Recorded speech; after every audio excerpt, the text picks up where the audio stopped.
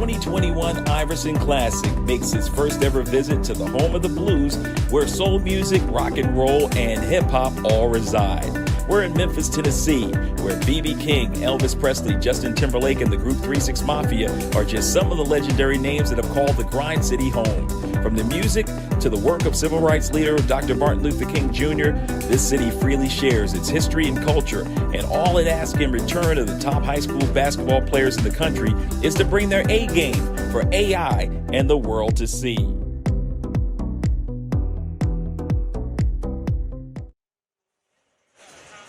Inside of Bartlett High School, where it will be an electric atmosphere, the 2021 Iverson Classic coming your way in just a few moments, alongside the National Recruiting Director for SUVtv. I'm the Mac Daddy, Charles McNeil. Justin, this is the excitement that we've been waiting for. You were here last night for an electric and exciting, three-point contest, a slam dunk contest.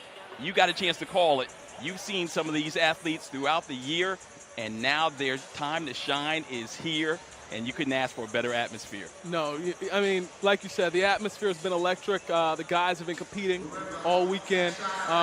This is the only All-Star game happening this year, so this is the place. This is the only place you can get this level of talent on the floor all at one time. We've got NBA execs and scouts have been out all week. It's been a phenomenal event so far. Now, when you think in terms of an event like this, what does it mean for a youngster at 17, 18 years of age? It means everything. I think a lot of these guys come from atmospheres and situations where they're the best player on their team. There's a lot of time where they may see these guys, one guy here, one guy there in a game, but to have everybody on the floor at the same level as you, competing for an opportunity to continue to play the game you love, and alongside that, when we talk about missing out on time due to COVID, these guys, they're not taking anything for granted. They're not taking any opportunities for granted. Yeah, definitely looking forward to seeing exactly what these young men and a young lady can do out there on the floor. We'll talk about that in just a few moments. But first, we've got to get you ready with what better than some of the action on the floor as we see some of the players going through the workouts. But we couldn't do this event. We couldn't make it happen. The Iverson Classic wouldn't exist without some outstanding corporate partners. Corporate partners for the 2021 Iverson Classic in Memphis, Tennessee, Beats by Dre, brings you the best in music plus all the things culture, style, and sports. Hear what you want. Reebok, you've got something to say. Check out Allen Iverson's I3 3i logo t-shirt at Reebok.com. New Era, fit to say thanks. Get your NBA Authentics back half edition in time for the playoffs. And Slam Magazine. Go to slamgoods.com to get the Slam Magazine cover tee of Allen Iverson when he attended Georgetown. And stay up to date on the latest basketball news at slamonline.com.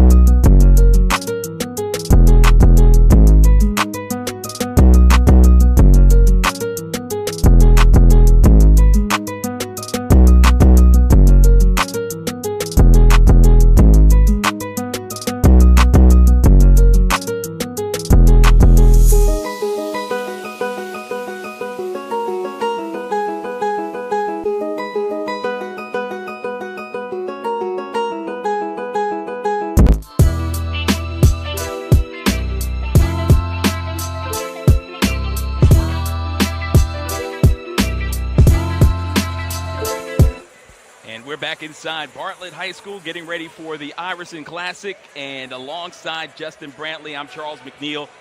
Justin, when you come to Memphis, you think of food. Food is one of the first things that comes to mind, barbecue in particular. And I don't know about you, but I'm ready to sample some at the end of the night. But who do you expect on the floor to cook this evening? Oh, man. With a roster like this, it's hard to gain separation. And that's one of the things I've noticed during practice.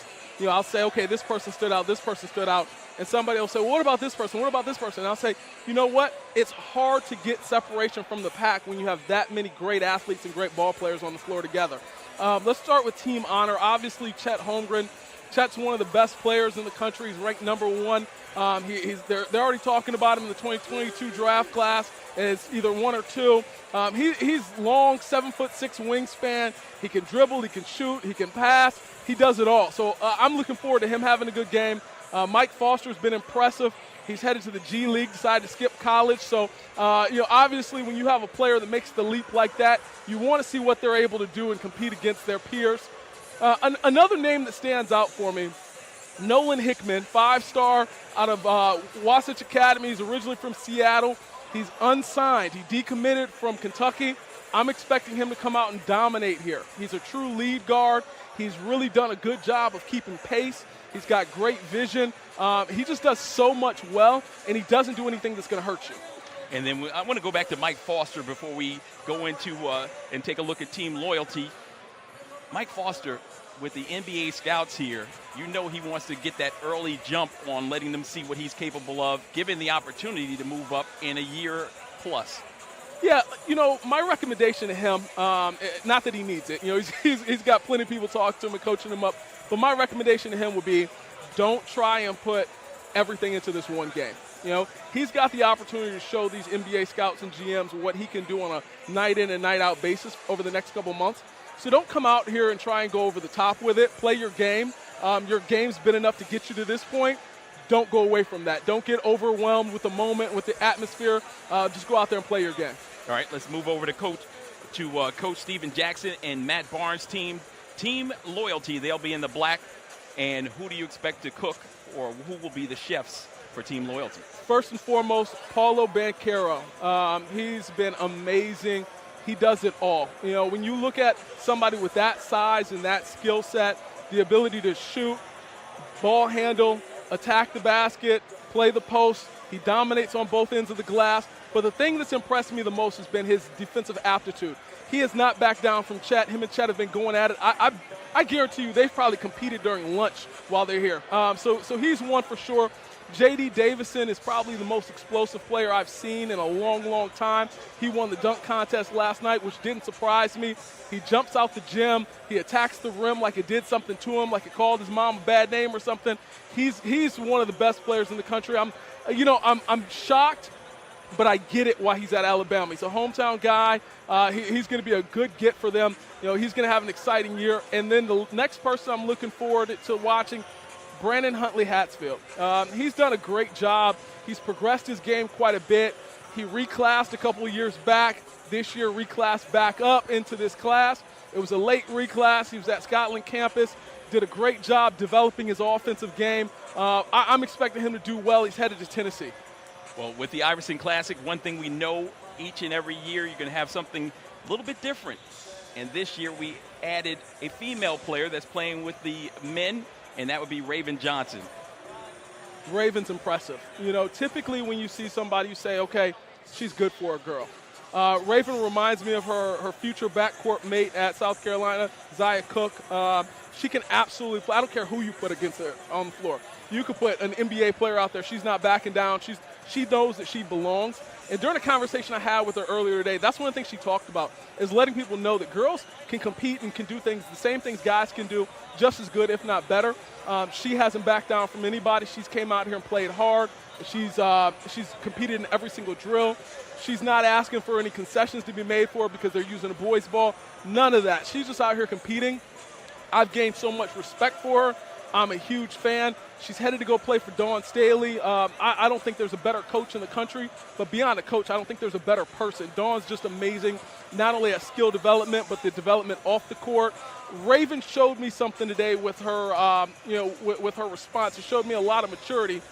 We talked about why she chose South Carolina, and her response was, I didn't want a coach that was going to be soft on me or was going to let me get away with stuff. I want a coach that's going to coach me hard, and that's what I want from Dawn. I want to become a better person. I want to become a better player. So it was exciting to hear that from her, and it showed the level of maturity. It showed the level of just overall the leadership capability that she has. Now let's stay on her for just a few more seconds. Talk a little bit about her pedigree as well in terms of Westlake High School. What a great program. Absolutely. And she touched on that. The coaching staff at Westlake is a lot like what she's going to have when she gets to South Carolina with Dawn Staley. They coach them hard. They're preparing their players not just for that moment. And I think that that's what great coaches do. Great coaches don't prepare their players for the next game on the schedule. They prepare their players for the next 5 years and 10 years in life. I think a lot of times we want to look at a coach's win-loss record. We want to look at how many state championships they have, how many regional championships they have. None of that matters. We want to create winners in life, and that's what's happening over at Westlake High School. Raven is definitely a winner in life. She has a great perspective. She understands the moment. She understands the history that she's making here at the Iverson Classic, as well as the history she's going to be able to make at South Carolina. And speaking of history making, Future will be performing for us at halftime. Fabulous. Yes, sir. Yes, Fabulous. Sir. And it's Thank you for correcting me. Like you said, history being made. We had to find a way. Wise man once told me great ones adjust. And we found a way to adjust and navigate through the pandemic and still be able to produce events like this, be able to bring a halftime show that's going to be electric and going to bring the fans, that excitement that they typically expect to see when they're at a game like this. So I'm excited for that. Yeah, so we've got a lot coming there your way, and we hope that you'll stay with us. This is the 21 Iverson Classic from Bartlett High School in Bartlett, Tennessee, just outside of Memphis, and we're ready for action in just a few minutes as you're locked and loaded to SUVtv. Corporate partners for the 2021 Iverson Classic in Memphis, Tennessee, Beats by Dre, brings you the best in music plus all the things culture, style, and sports. Hear what you want. Reebok, you've got something to say. Check out Allen Iverson's I3 3i logo t-shirt at Reebok.com. New Era, fit to say thanks. Get your NBA Authentics back half edition in time for the playoffs. And Slam Magazine. Go to slamgoods.com to get the Slam Magazine cover tee of Allen Iverson when he attended Georgetown. And stay up to date on the latest basketball news at slamonline.com.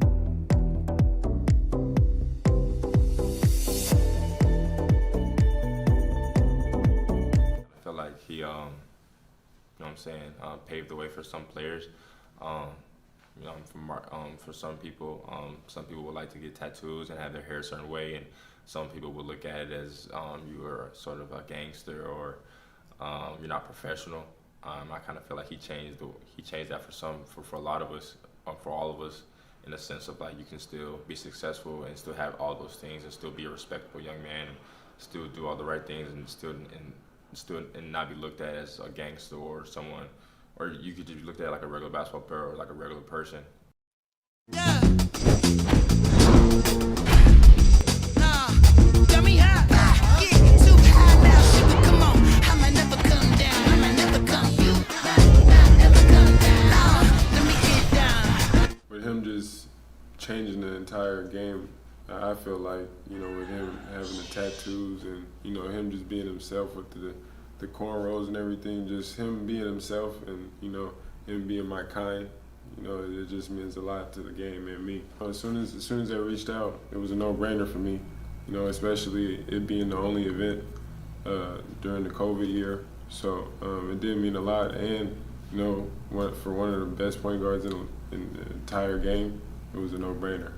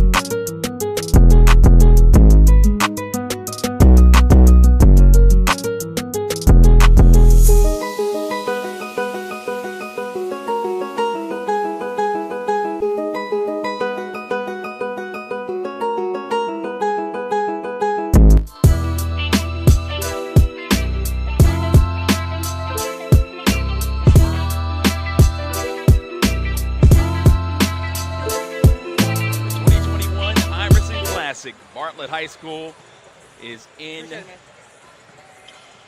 and it's happening in just a few moments. Allen Iverson expected to join the gym that is filling quickly. As what I understand, they've been doing a great job with the COVID situation in this city and allow for a little bit more fans than we've seen in recent memory. I remember the battle that we had back at Bob Jones University in Greenville. What a fantastic game that was, as Imani Bates and Mikey Williams got a chance to showcase their talent. Now we have not just a couple of potential All-Americans, but the entire group of All-Americans. And when you think about these All-Americans, you've got to think in terms of the people that will lead them. We've got a pair of NBA greats that have played the game at the highest level. Rasheed Wallace and Matt Barnes leading out Team Honor, the team in the white. And why don't you tell us a little bit of what you're expecting their team to exemplify based on their way of playing on the floor. So Team Loyalty is going to be in the white. I'm sorry. Team Honor is going to be in the white tonight. Like I said, we touched on Chet Holmgren. We touched on Mike Foster. Kawasi Reeves out of Macon, Georgia. Absolutely love the kid. Played at Westside High School. He shoots the lights out. So I'm excited to see what he's able to do when he gets his opportunity. Spoke to him earlier today, and he talked about putting on for Macon, Georgia. He said everywhere he goes, if anybody knows he's from Georgia, they automatically assume he's from Atlanta. And he takes it as a personal responsibility tonight to make sure people know that there's talented basketball outside of Atlanta, Georgia. So he's somebody that's exciting to watch.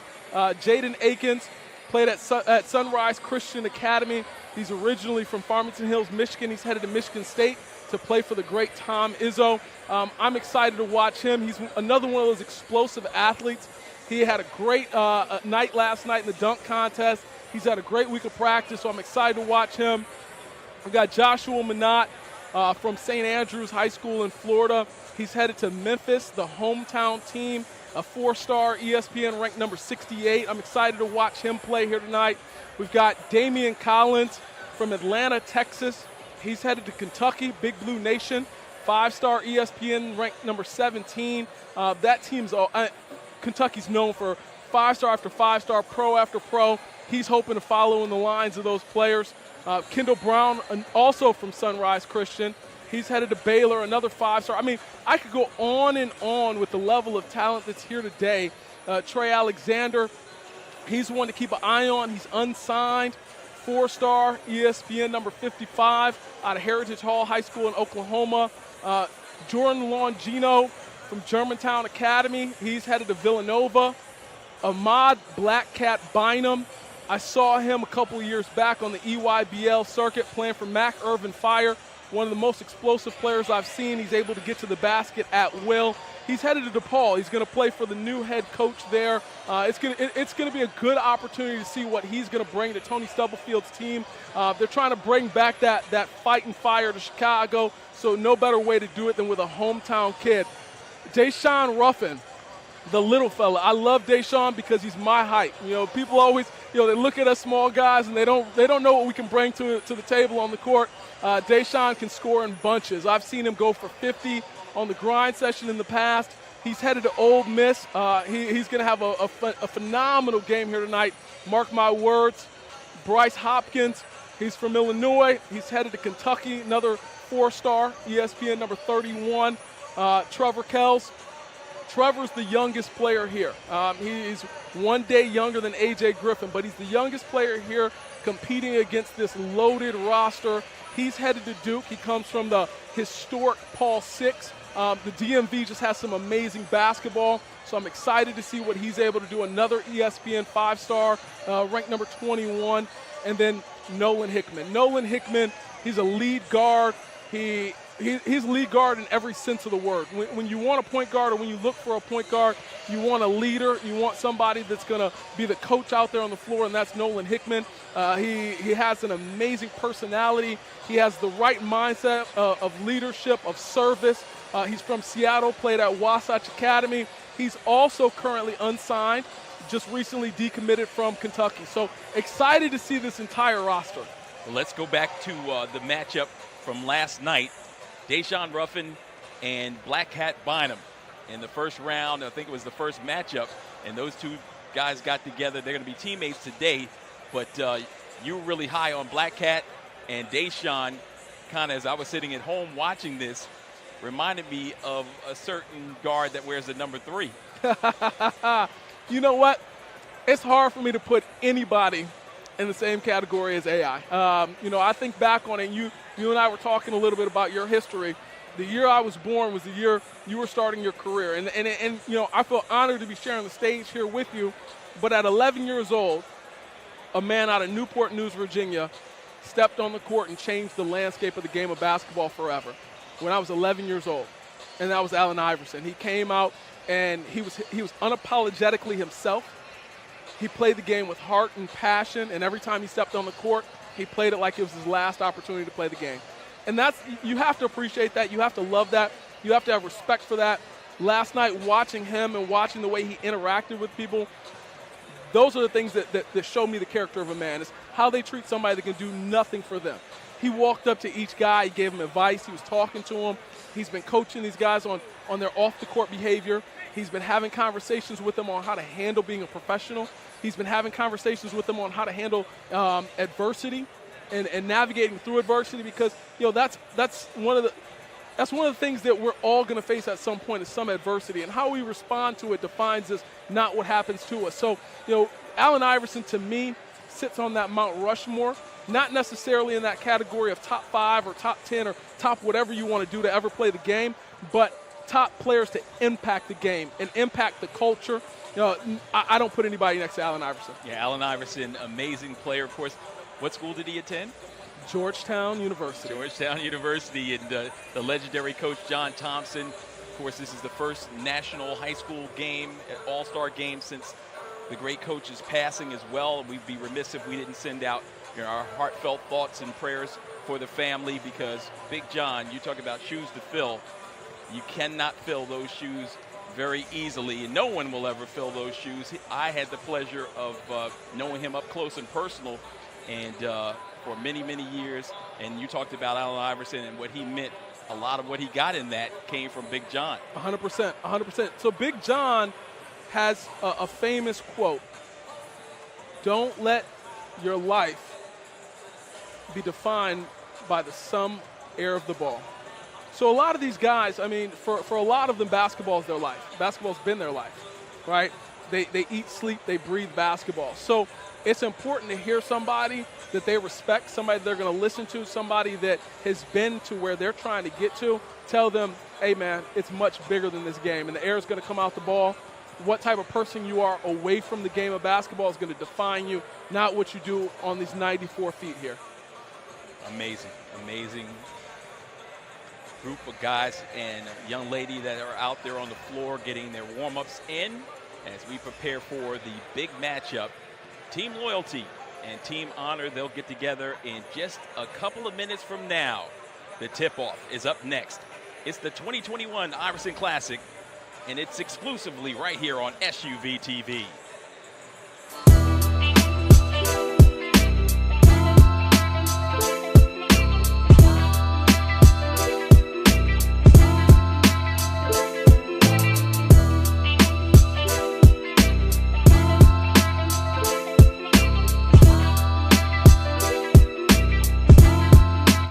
Corporate partners for the 2021 Iverson Classic in Memphis, Tennessee, Beats by Dre brings you the best in music plus all the things culture, style, and sports. Hear what you want. Reebok, you've got something to say. Check out Allen Iverson's I3 3i logo t-shirt at Reebok.com. New Era, fit to say thanks. Get your NBA Authentics back half edition in time for the playoffs.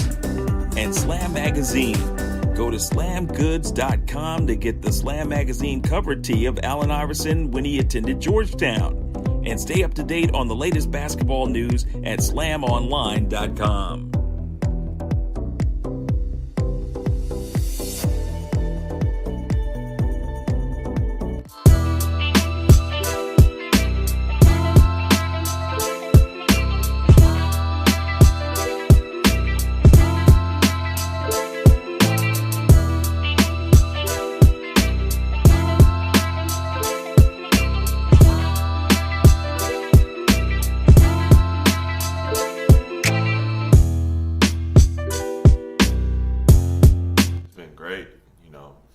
Rasheed, Bonzi, Jack.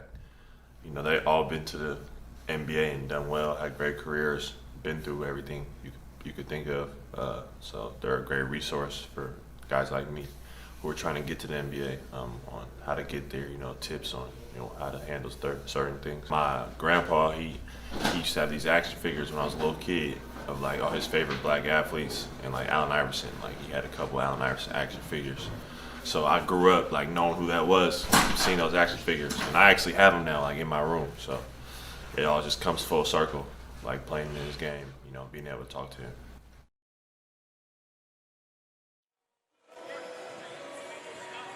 Back inside the home of the Panthers, Bartlett High School in Bartlett, Tennessee, just outside of Memphis, as we prepare you for the 2021 Iverson Classic.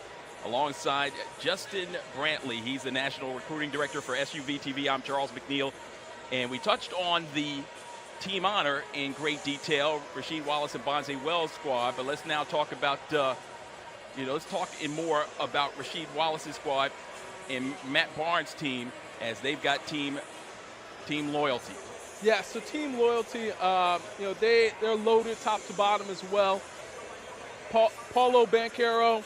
Everybody knows him. We talked about him a little bit earlier, number 3 player in the country. He's been talked about as possibly the number 1 draft pick in 2022.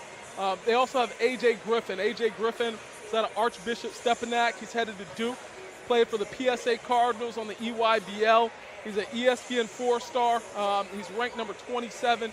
He's a strong lead guard. He's very athletic. He jumps out the gym. I'm excited to see what he's capable of doing. We talked about J.D. Davison a little bit earlier, but we haven't touched on Jonathan Lawson, who's headed to Memphis. Penny Hardaway has done a good job at restoring the roar within Memphis Tigers. He's got a lineup that's going to be surprising, going to be athletic, going to be impressive here coming up next season. Tyrese Hunter has stood out quite a bit. 4-star out of Racine, Wisconsin. He's headed to Iowa State. He's exactly what Iowa State's going to need if they're going to turn this thing around. Last season they had a rough year. They've got a new head coach coming in. He's been very impressive over the last couple scrimmages and workouts. The one person that I was excited to see, and I'm looking forward to seeing what he's able to do here tonight, Ty Washington. We've covered a couple of his games here on SUVtv. He's coming off of a grind session world championship with AZ Compass Prep. He's currently unsigned. He was committed to Creighton. He decommitted, and he's supposed to be making his announcement a week from today. So looking forward to see what he's able to do. Also, Peyton Watson, he's going to be starting here tonight. 5-star ESPN number 10 ranked player. He's out of Long Beach Poly, UCLA. He's a very, very athletic ball player. He plays at a high level. He plays with a high motor. He just does all the right things. I'm excited to see what he's capable of doing, along with Matthew Cleveland. Matthew Cleveland, he's from Pace Academy down in Georgia. His development has just been amazing over the last couple of years. I had a conversation with him earlier today. He said he never really expected to be on this level, let alone in this type of game. But here he is today. He's committed, signed with Florida State University. The great Leonard Ham, assistant coach CY. CY's coined the phrase, the New Bloods. They're not the Blue Bloods. You have a whole lot of guys committed to Blue Bloods here on this team. They're the New Bloods, and Matthew Cleveland's a big part of that. And just all in all, like I said, both rosters are loaded. It's going to be an amazing competition. I'm expecting defense, which is something you don't normally see in an all-star game, because these kids want to compete every time they step on the floor. All right, so we're getting closer and closer to the tip-off of this one, as players, several of them have made their way to the benches, and they'll get ready in just a few moments for the tip-off. But before we get there, you touched on Ty Washington, number 15, in the black uniforms for team loyalty. I got to ask you, with regards to Ty, where would he be a good fit since he's decommitted from Creighton?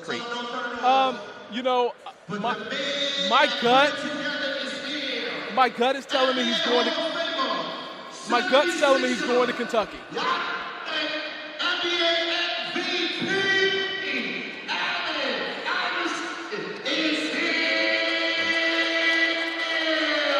Public public address announcer announcing the arrival of the answer.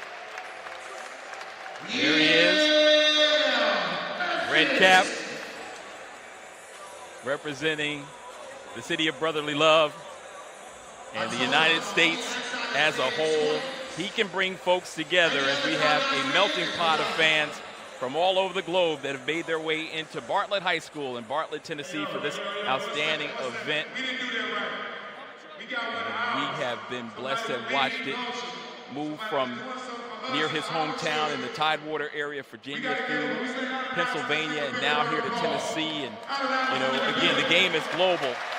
So anytime you have a great like Allen Iverson who touches the people like you say he did and has touched your heart in such a way, it is really great, and especially during this time where we really need it. Absolutely, absolutely. And to finish what we were talking about prior to Allen's arrival, Ty Washington, seeing that he's decommitted, Nolan Hickman was committed to be the next point guard at Kentucky. That spot has opened up.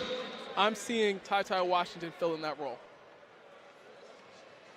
I have no inside knowledge on that, so Big Blue Nation, don't get mad at me if it doesn't come into fruition. I don't need my Twitter mentions destroyed here, but that's just what my gut's telling me. You just saw Steven Jackson and Bonzi Wells giving some dap to one another.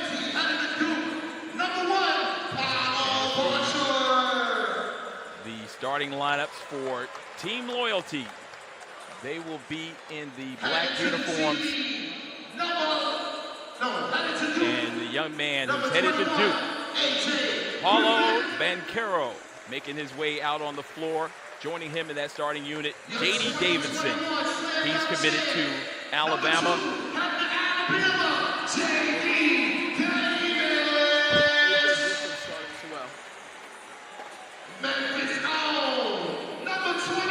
Number 21, A.J. Griffin, also headed to Duke, so he'll get a chance to play with Paolo in the starting lineup.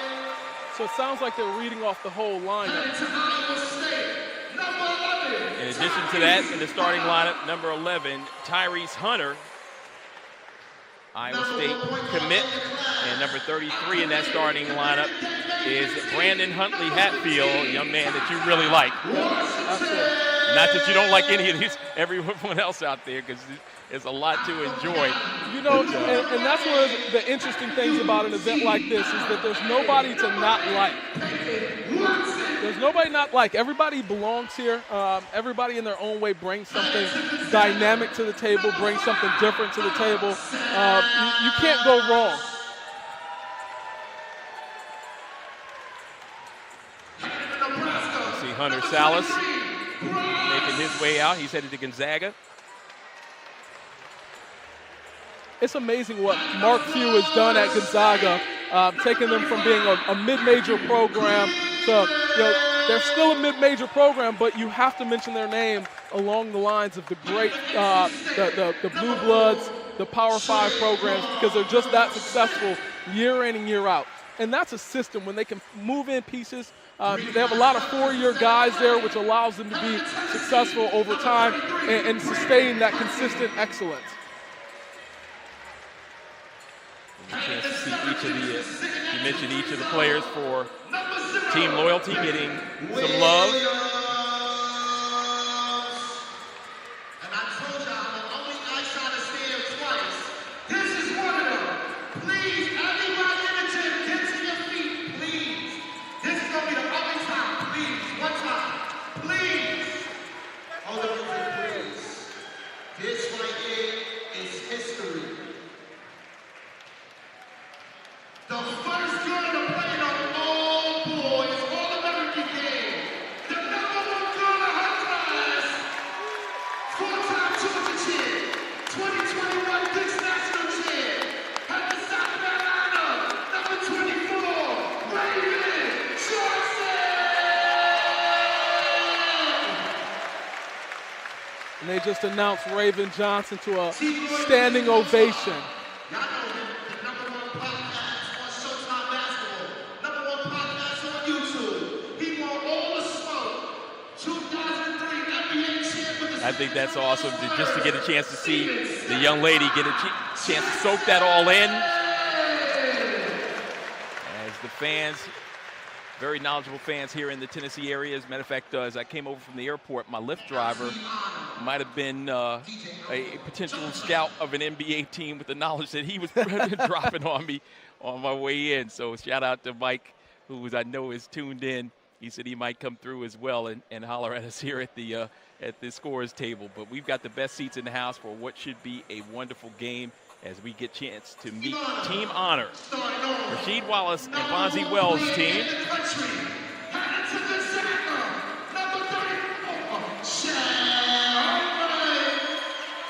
The number one player in all the land, Chet Holmgren. He's impressive. Plays it on both ends of the floor. Absolutely. And again, we touched on the existence of that mid-major that was Gonzaga, no longer a mid-major. And he will enhance what they have going and what they've grown on. 7'1" young man. And he shocked me with the commitment to Gonzaga. I expected him to play for the hometown team from Minnesota. His dad played there. I just knew that that's where he was headed.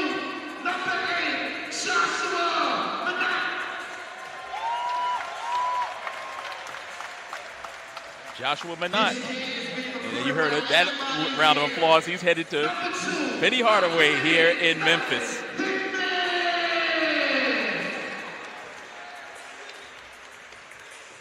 Nolan Hickman decommitted. Young man out of Seattle.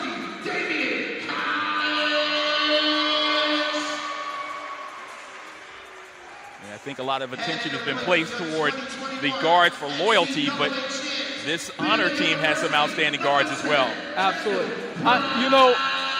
The guard class across the board is full of great ball players that have high basketball IQs. They make the right reads. They make the right plays. They're very impressive.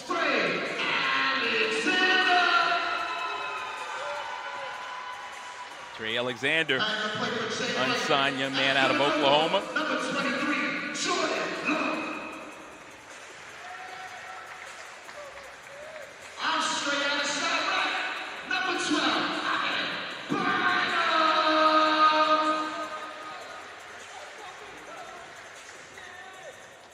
This little picture right here, 5'9", from Mississippi, so I'm staying home to play at my school.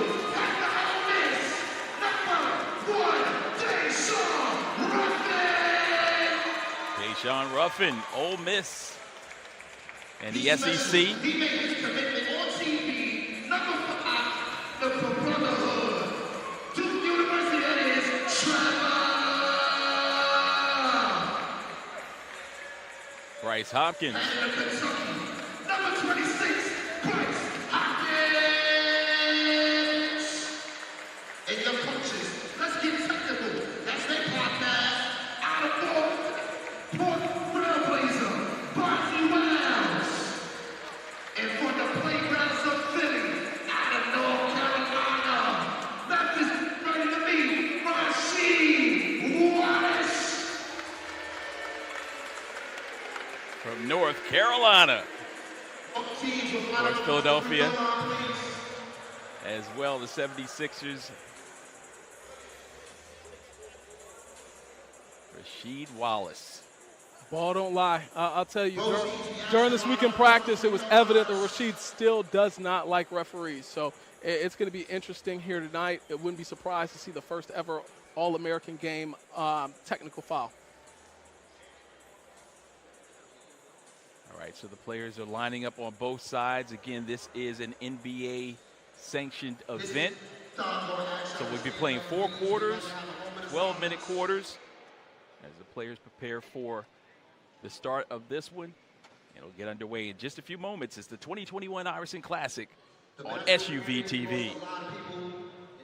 Corporate partners for the 2021 Iverson Classic in Memphis, Tennessee, Beats by Dre, brings you the best in music plus all the things culture, style, and sports. Hear what you want. Reebok, you've got something to say. Check out Allen Iverson's I3 3i logo t-shirt at Reebok.com. New Era, fit to say thanks. Get your NBA Authentics back half edition in time for the playoffs.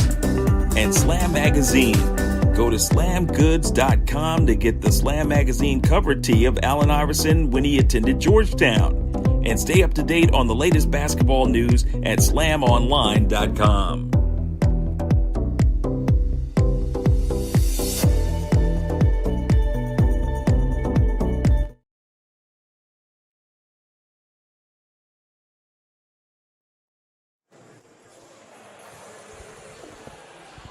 Now the moment you've all been waiting for.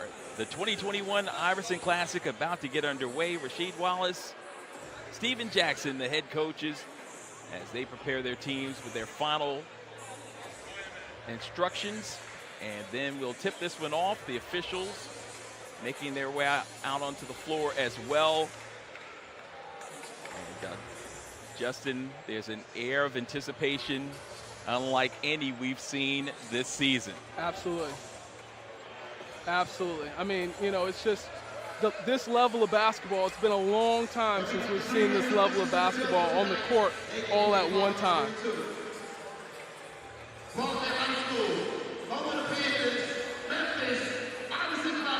The starting lineups for Team Honor: Deshaun Ruffin, Nolan Hickman, Mike Foster, Trevor Keels, and Chet Holmgren. Chet and Paolo set to tip it off. Like I said, they've been competing all week at everything. That'll definitely continue here tonight. Honor in the white, Loyalty in the black, and Loyalty has the opening possession of the 21 Iverson Classic.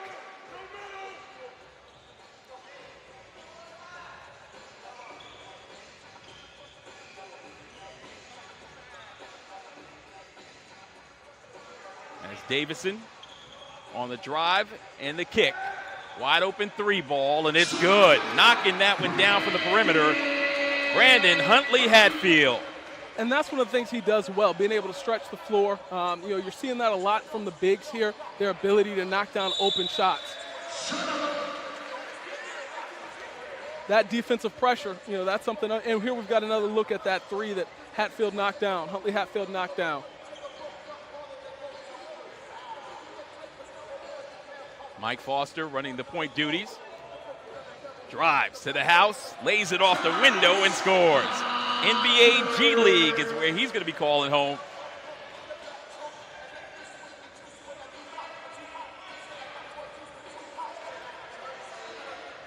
From the perimeter, knocking that one down. Correction, that was Tyrese Hunter on that last field goal. Yep.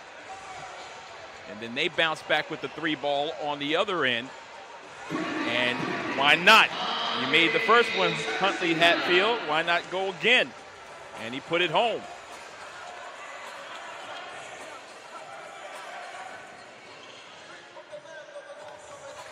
In the post, working hard and elevating. Second try inside, why not?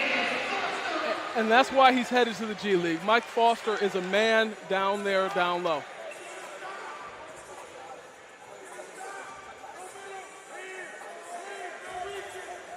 So far, you know, Huntley Hatfield has definitely showed his ability and his range, his ability to impact the game away from the basket. Hunter's jump shot a little strong. And Team Honor running. They'll settle into the half-court game.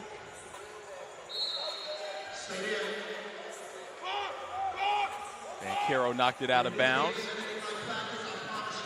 But look at this determination inside. If at first you don't succeed, try again. He's got an NBA body coming out of high school. The quickness didn't work out that time. Banchero in the front court.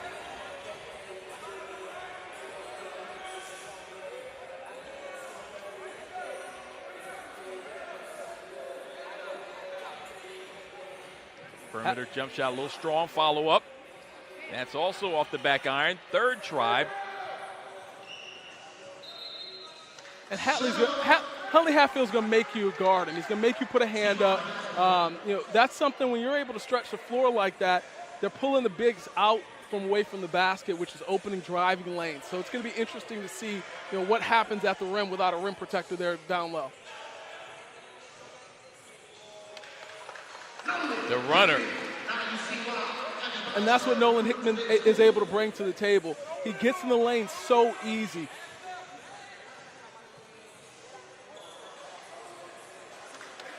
There's a steal and a hit ahead.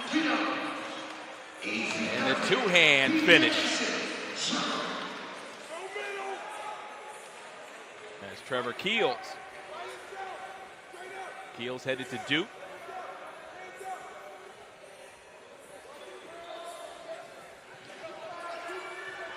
Davison off the window and finishes. He won the dunk championship last night. Finishes off the window here today. So the thing that I'll say has impressed me so far, number one, the pace of the game, but number two, the defense is being played on both sides. There's a steal and the 3-on-1. Davison in the open floor. Followed up by Banchero.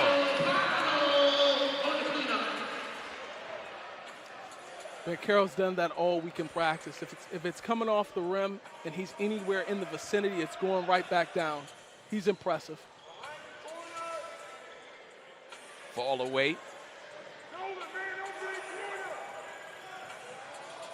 Hickman.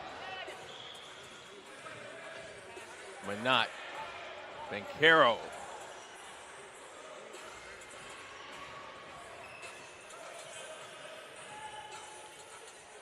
Right side pull up. Some people will look at that and say it was a bad shot, but that's what Ruffin does. Ruffin is a scorer. He gets into rhythm, and he just starts knocking things down from all over.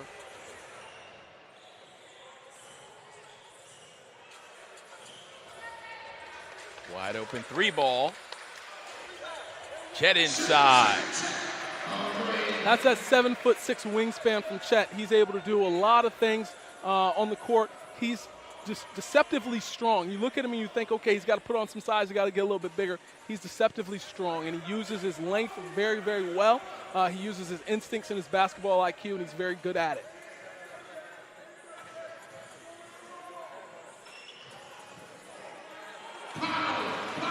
Paolo, second field goal for him. And I told you, they're going to compete. They're going to go right at each other all night long.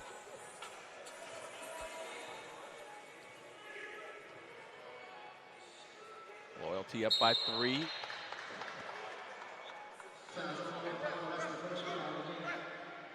And there we have Paolo, taking him outside, putting the ball on the floor. That's something you don't typically see from bigs that are nearly 7 foot. Their ability to do that, and then come back and defend on the other end of the floor. He brings so much to the table. He can do it on both ends, but there, Chet says, hey, anything you can do, I can do too. So they're going to compete step by step throughout the course of this game. Lock and step throughout the game. A 3-point contest just underway. Quick moving first quarter as they'll let the guys get up and down the floor. And what have you seen from both teams in terms of the flow of this one? Well, the biggest thing, like I said, is the competition, the defense. Nobody's just giving up and letting anybody go. They're coming back and, look at that. He's attacking. Chet didn't give up on that play. And in a lot of all-star game settings, you'll see guys in a 4-on-1 setting kind of let them go. I'm also seeing, look at the defensive pressure at the guard position. They're forcing things to happen, and J.D. Davison, it was good defense, was better offense. Yeah, great help side defense on that one.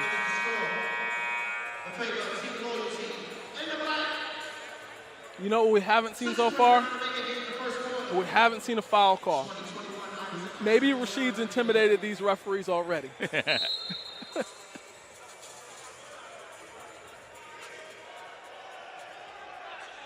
Hickman with the basketball. Holmgren on the drive. And that's our first foul call. You asked for it, you got it. That's that commentator curse.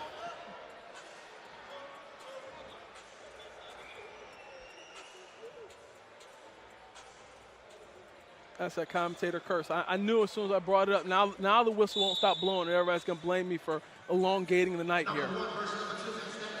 That's just because we've got such great basketball. I don't want it to end. Trey Alexander down in the post. Last night we had the one-on-one game with only 3 dribbles. That was reminiscent of it as he finished up. Inside, Mike Foster. Second field goal for him. He's tough. He's tough to guard. He's got such size, strength. He's got good touch, footwork. He brings so much to the table. They have Chet denying the ball. Pull up, rattled out, and now they're running. Honor with the basketball and the lob.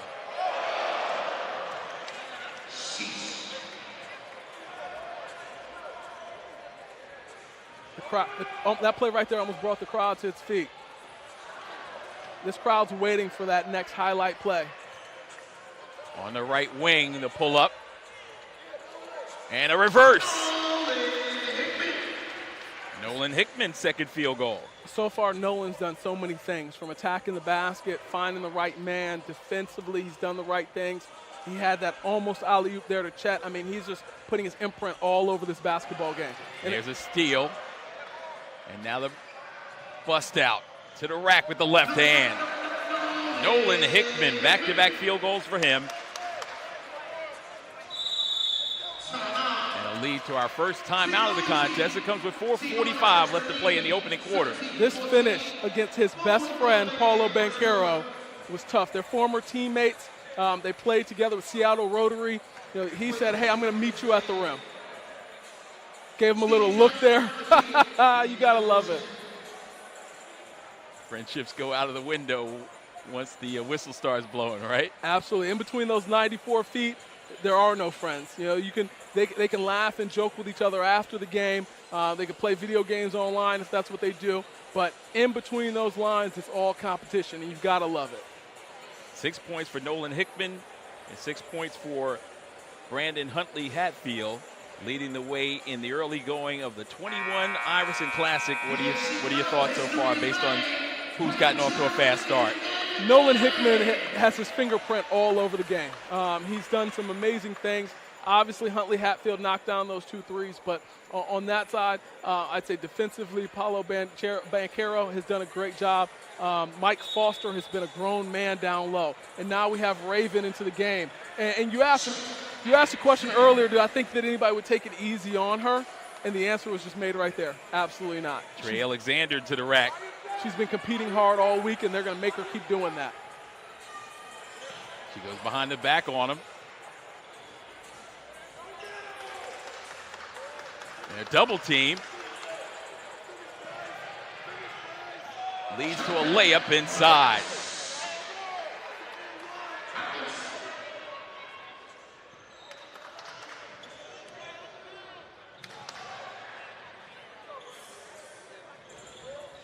That last field goal by Bryce Hopkins. Matthew Cleveland posting up. And that was a strong move from Matthew Cleveland. He just couldn't get it to fall. You like that. That's what Matt does best, attack from the wing. From the wing, attacking and in transition, Matthew Cleveland's as good as anybody on the floor. We have Kwesi Reeves checking in for Nolan Hickman.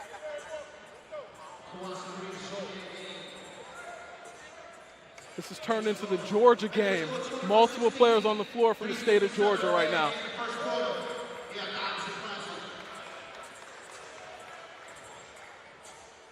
Raven Johnson guarding the opposite number.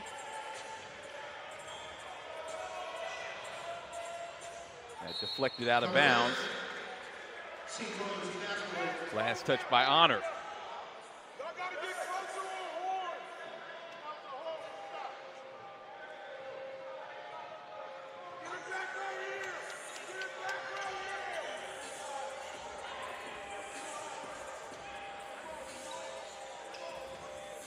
We have Ty Washington. After that three-point contest, I'm surprised he didn't just take that shot from the top.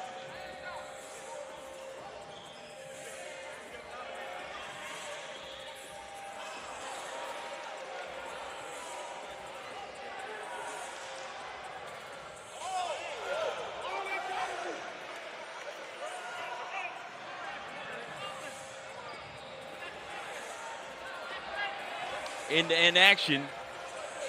Now a 4-on-1.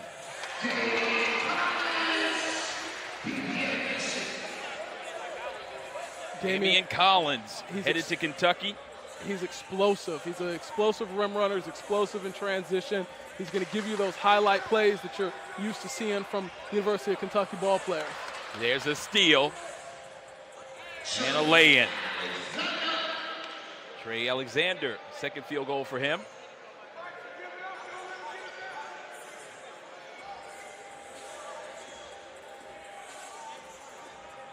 Banking it in. I don't know if we're counting that. I don't know if he called bank. A.J. Griffin headed to Duke.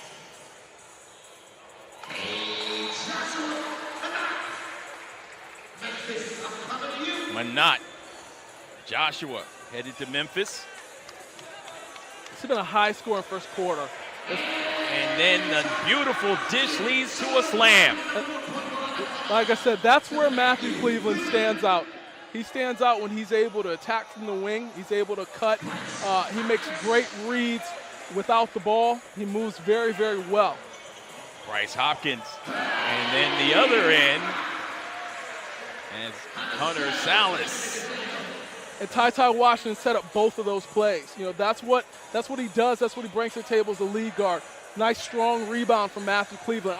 I'm loving the intensity these guys are playing with right now.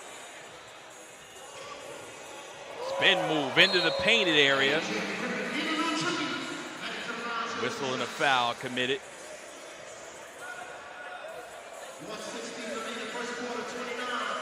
Ooh. You could tell he spent quite a bit of time in the lab. You know, he's a New York guy. He's up there with Coach Munch at the PSA Cardinals. Those guys work hard. They work on developing their skill set quite a bit. He's been impressive.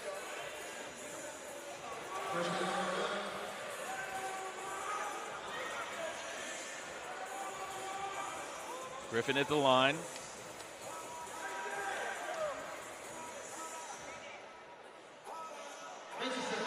Makes the second one at the charity stripe to give him 3 points in the game. Honor with a 5-point advantage.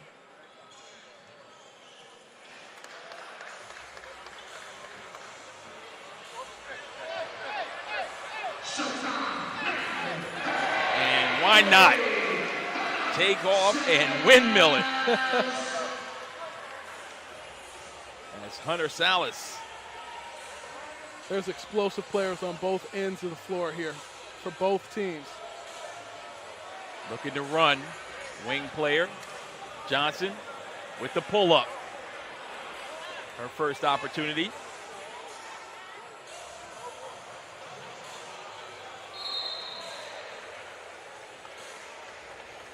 And in with the land of the Giants was Johnson.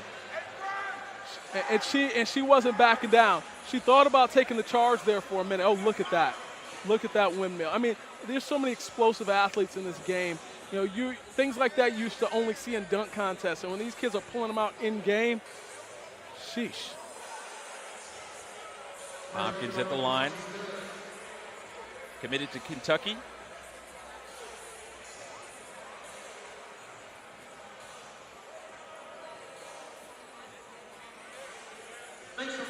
He buries a pair of free throws to give him 6 points.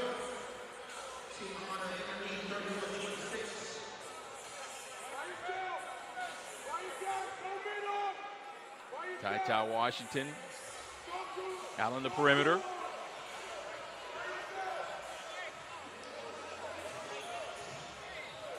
Drive and a kick. Side rim three. Ball tipped, and now they're running with 2 seconds. 1 second, the lob. Unable to drop it home. We got a 5-point game at the end of the opening quarter of the 21 Iverson Classic. It's been fantastic. And that's, I mean, Matthew Cleveland read that well, did the right thing, but Ty with the vision, with the IQ, the ability to bring that to the table, and it's exciting. And that's why I said I think that he fits in very well at Kentucky. He's the type of guard that can free up things and let those wings run free like they like to at Kentucky.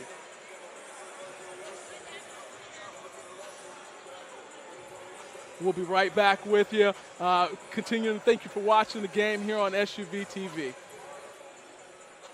Corporate partners for the 2021 Iverson Classic in Memphis, Tennessee, Beats by Dre, brings you the best in music plus all the things culture, style, and sports. Hear what you want. Reebok, you've got something to say. Check out Allen Iverson's I3 3i logo t-shirt at Reebok.com. New Era, fit to say thanks. Get your NBA Authentics back half edition in time for the playoffs. And Slam Magazine. Go to slamgoods.com to get the Slam Magazine cover tee of Allen Iverson when he attended Georgetown. And stay up to date on the latest basketball news at slamonline.com. Back inside Bartlett High School as the second quarter is underway. The 21 Iverson Classic, it comes to Memphis.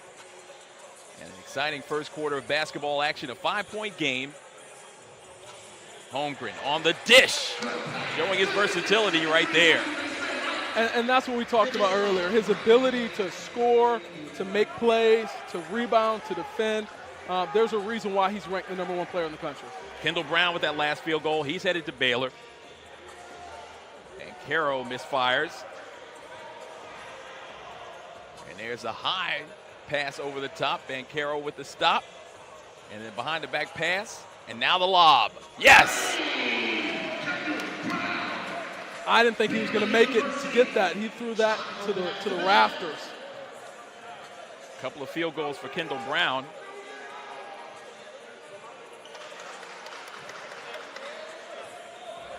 And now a steal by Brown. Correction, that was Akins. And I say correction because the white on white gets me every time. Now the pull-up, step back pull-up. That was Black Cat Bynum. Leads to a breakdown the other end, and Huntley Hatfield back on the board with his first 2-point field goal. He's got 8.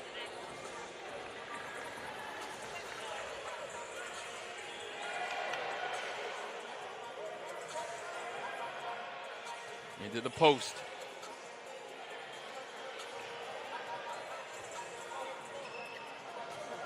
And Caro to the top, wide open 3. Ball tipped out, controlled by Loyalty.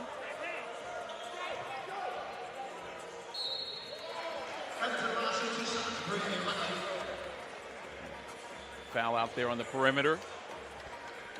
We'll send Huntley Hatfield to the line.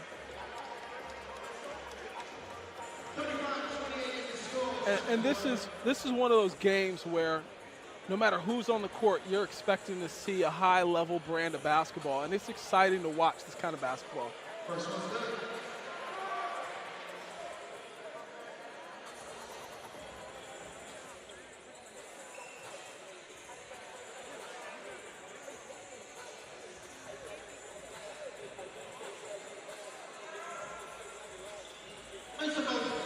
Perfect from the line is Huntley Hatfield. Young man who's committed to the Volunteers of Tennessee. First player in double figures, he's got 10.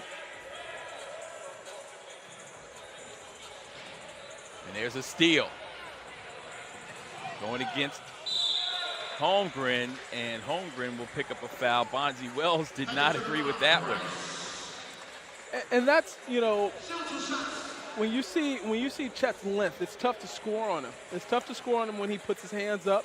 I think that was a little bit of a bailout call there, but, you know, and I know Bonzi and Rasheed agree with me, but it's basketball. You just got to play through it. Bryce McGowan's at the line. And on cue, you've got Rasheed yelling, "Ball don't lie."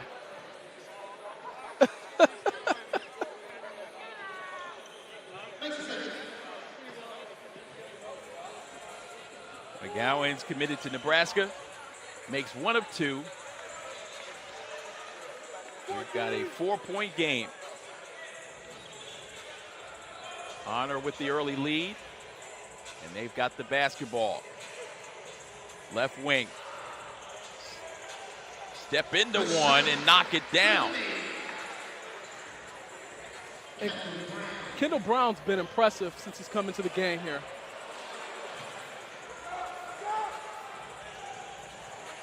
Three field goals for Brown here, all of them in the second quarter. from the perimeter.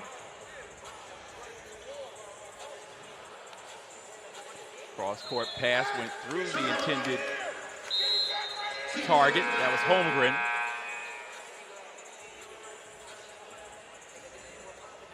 There's Kendall Brown with the mid-range pull-up. You know what they say, mid-range ain't dead.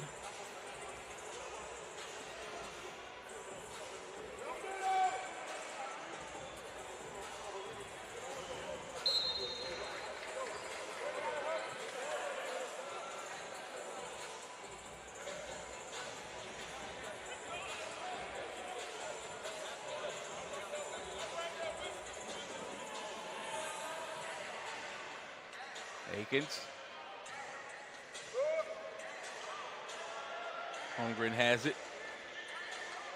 Looking for a cutter. Oh. And he had Chet there. He had Chet on the pick and roll.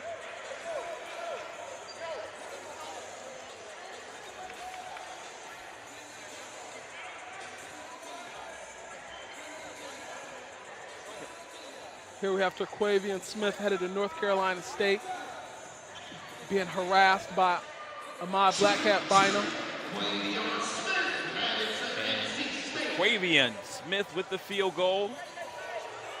That's his first of the ball game. Bynum trying to answer. A little strong on that attempt. But they'll get another try. Look at this move. He gets to the basket so quick. These guards are getting to the basket so quick. It's difficult. You've got to keep your eye on them. You can't give them too much space. They can shoot it. They can knock it down. You have to just play straight up true defense here. They're competing. These guys are competing.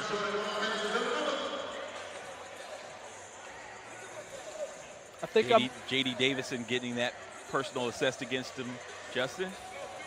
Yeah, I was going to say, I think I might have put the commentator curse out here on the fouls. Prior to me saying that, we had no whistles, and now the whistles have started to blow. Jordan Longino at the line.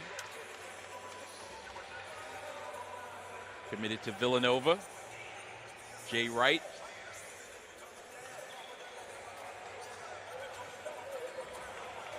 It's amazing what Jay Wright's been able to do with that program there.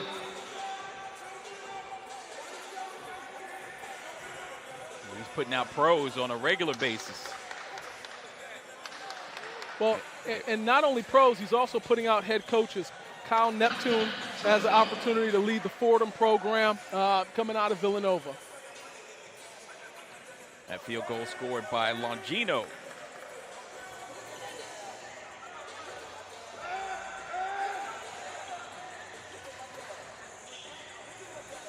Smith with the pull-up. Chet with the rebound, he pushes it. He doesn't have to look for a guard because he can do that too. Going behind his back, feeling the pressure, still has control, drives to the hole. Unable to finish.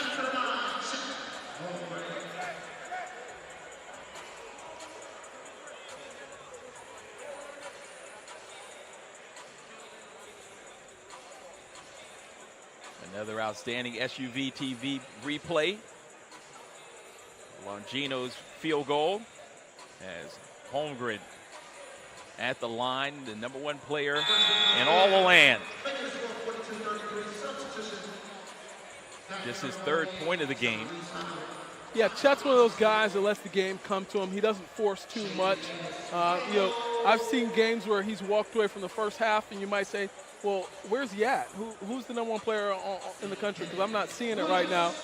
And then out of nowhere, he just starts to fill it up.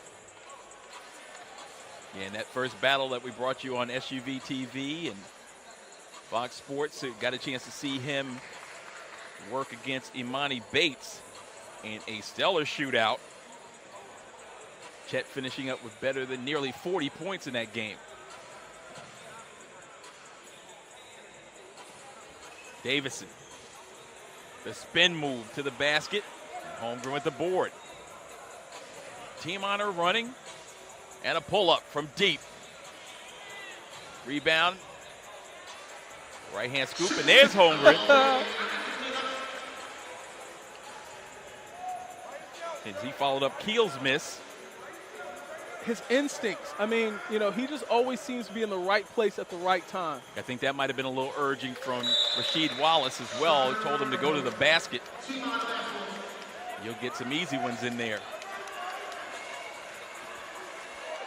I mean, look at this here. Look at his timing. He uses his body well. He gets positioning. He realized he wasn't blocked out.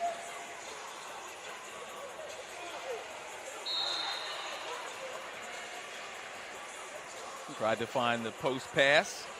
Unable to find Foster. And I just think when you have a player that's able to understand how to use his body and his positioning, he's gonna give you trouble all night long.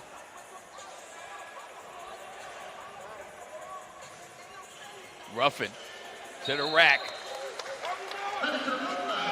And that's what he does well. He's able to get to the basket, make things happen, get to the free throw line, get some easy ones.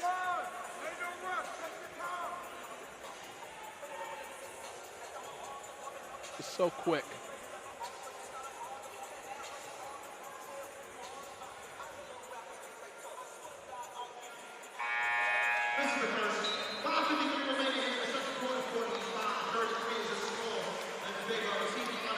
Holmgren checks out of the lineup for Team Honor. And in to spell him is number 26, Bryce Hopkins. One of the things that you love about a game like that, you see a young man who's slated to go to Gonzaga, he checks out, and then in comes a player that's headed to Kentucky.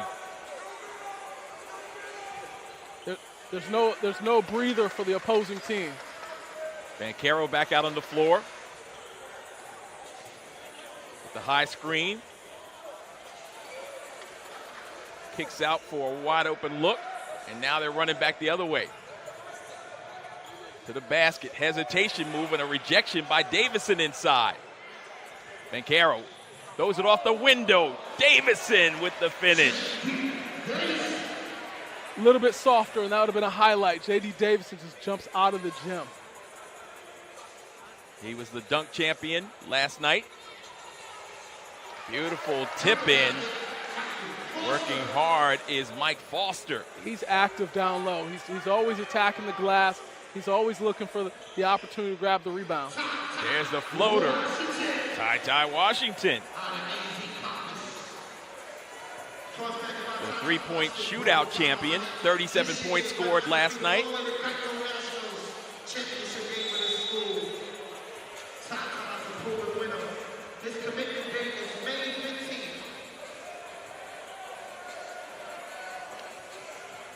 You don't often see guards that call for the ball and post up that way, but that's the thing that these guards and these bigs bring to the table. They do things outside of what they're expected to do. Ty Washington again.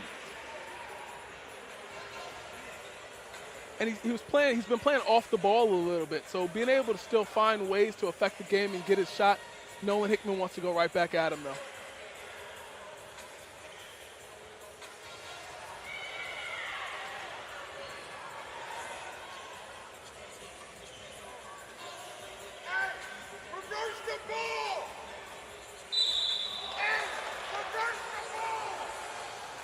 Foul inside on the swipe. One of the things that really stands out to me are the basketball minds of these coaches. You know, they're not just names out here coaching guys. They're guys that have had a lot of success at the highest level of the game. But beyond that, they understand the game. And you hear the way that they're coaching these players and teaching these players. They're trying to make sure they're doing the right things. The results will come if you have the right consistent actions throughout the game. Deshaun Ruffin at the line. I heard you say last night this young man might be the best little man in the country. No doubt. Under 6 feet. No doubt about it. He drills a pair of free throws to give him 3 points in the game. 11-point lead for team honor. On the spin and the drive.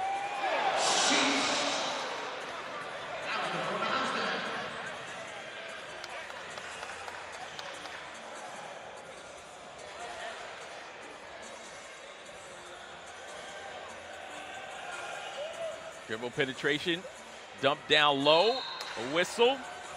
So there on that play, you saw something that, coach Steven Jackson's been yelling about all week. And watch the attack, watch the no middle, the help side defense. All week, Coach Jackson's been telling his players, if you get beat middle, you're coming out.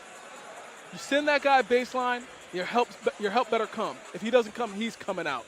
So that's the level of coaching you have being given to these guys from these pros. Foster at the line.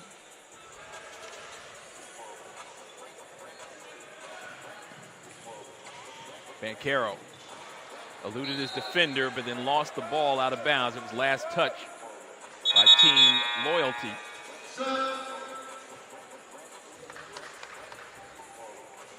No, last touch by Team Honor, so it'll be Loyalty basketball.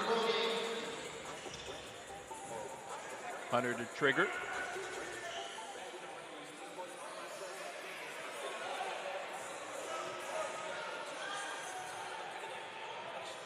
And the drive to the basket.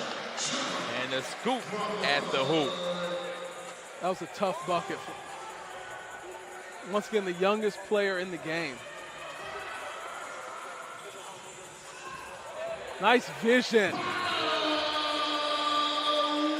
That's what I'm talking about when you talk about J.D. Davison and what he brings to the game. His ability to see something that nobody else on the floor could have seen. And I don't even think Paolo knew that ball was coming. It shocked even him, but he finished it. That's special. That's a special point guard right there in J.D. Davison.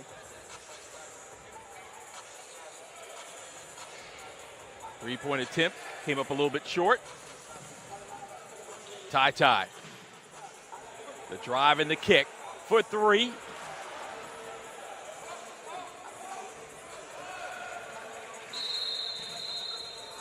And we've got a timeout. With 2:04 left to play, we check out another Iverson Classic replay. That's called moving the defense with your eyes. He looked to the outside.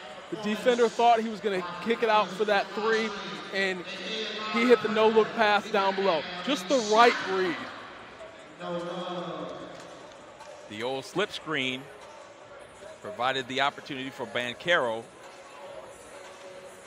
And right there, Trevor Kells attacks right back at the basket, finishes through traffic. Paul the Six. You're going to be fundamentally sound coming out of Paul the Six. And we have Allen Iverson, and he's excited. He's happy to see this level of basketball being played. And just speak to us a little bit about that level of play. You touched on it. The pandemic year meant so much to so many, and these young men didn't get a chance, many of them, to play a full schedule. But to be able to play at a high level in an event like this means the world to someone like AI. Absolutely.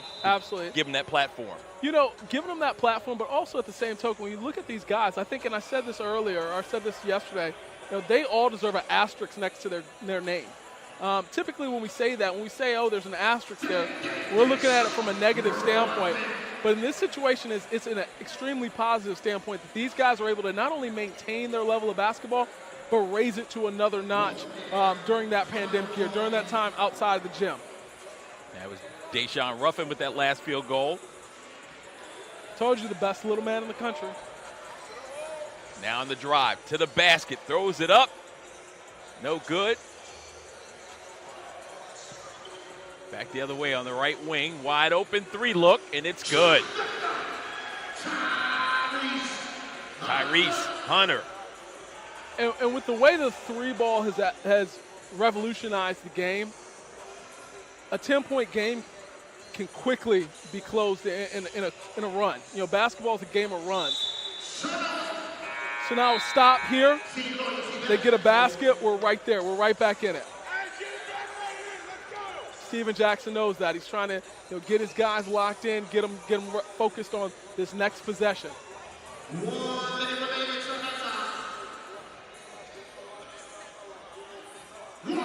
then right there, those back-to-back threes from Tyrese Hunter. Like I said, that quick now, it's a 7-point game. Went from a 13-point game to a 7-point game.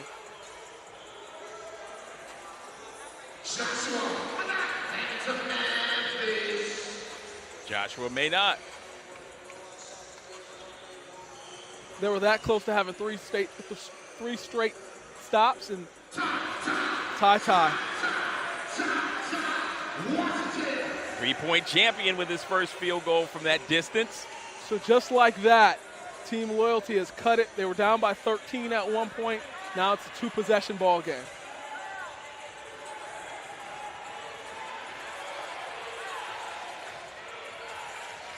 Final seconds of the opening half.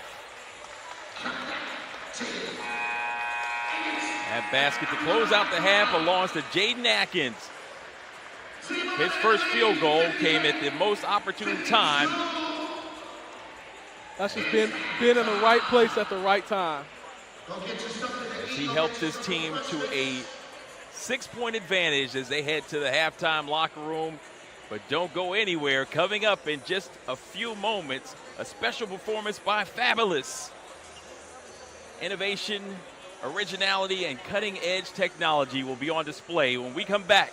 It's the Iverson Classic 2021 on SUVtv.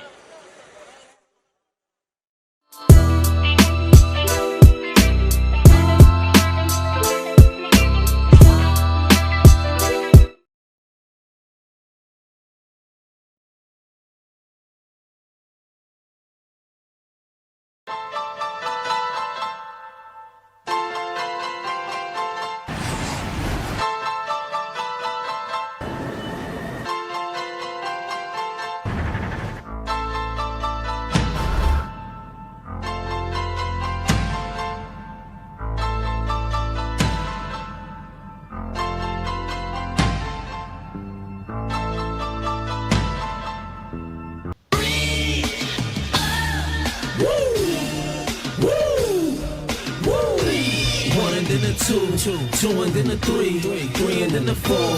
Then you gotta breathe. One and then a two and then a three and then a four. Then you gotta breathe. Then you gotta. Yo, these niggas can't breathe when I come through. Hum to some shoes. Gotta be 20, man. It's not even funny. They can't. The chokehold's too tight, the left looks too right. You know what? You right. These bitches can't look, they hearts racing, they start chasing. But I'm so fast when I blow past that they can't. In the presence of the man, your future look better than the past if you present with the man. You niggas can't share my air or walk a mile in the pit I wear. And I'm getting better year by year, like they say wine do. Cops could smell me if they brought the canines through. And I pace myself. I know these money hungry chickens wanna taste my wealth, but I keep them on a diet, embrace their health, or even keep them on a quiet and space myself and just take a deep breath. I got them grabbing their chest, cause it's hurting them to see famine is best. Hand in they work, they rather see me laying a hearse than laying the back. I ain't just laying the verse, I'm saying the facts. I came back with some sicker stones. They got these broke haters looking at me like they choking on a chicken bone. Hey, she got bone, can't lead a dick alone, so I know it's one of them. Let's go. One and then a two and then a three and then a four. Then you gotta breathe. One and then a two and then a three and then a four. Then you gotta breathe. One and then a two and then a three and then a four. Then you gotta breathe. Then you gotta. What's up? I show these niggas can't breathe when I come through. Hum to some shoes, gotta be 20, man. It's not even funny, they can't. The chokehold's too tight, the left looks too right. You know what? You right. These niggas can't look, they hearts racing, they start chasing, but I'm so fast when I blow past that they can't. In the presence of the man, your future look better than your past if you present with the man, bitch. I see them on the block when I pass, it's looking like they need oxygen masses. I make it harder, but we keep them Glocks in the stashes, cause the cops wanna lock and harass us and make it harder. They have to react like having an asthma attack. When they see the plasma in back, you dudes is wheezing behind me. My flow is like a coupe breezing at 90. That's the reason they signed me. The slick metaphors, hard punches on the cuts. Feel something like hard punches to the gut. I address the haters and underestimate us and ride up on them like they escalators. They shook up and hooked up the respirators on their last breath, talking to investigators. I'm a breath of fresh air and a fresh pair. Face it, boo, and do it till your face get blue. And then 1 and then the 2, 2 and then the 3, 3 and then the 4. Then you gotta breathe.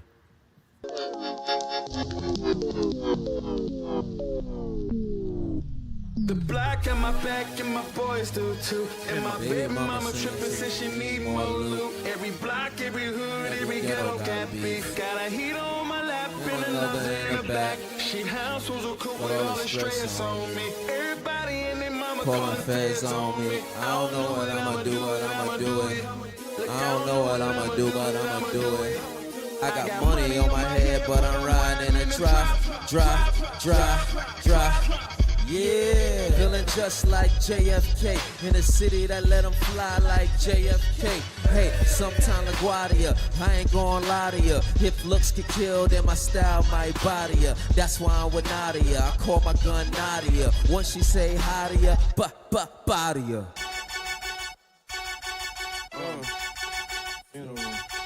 Yeah.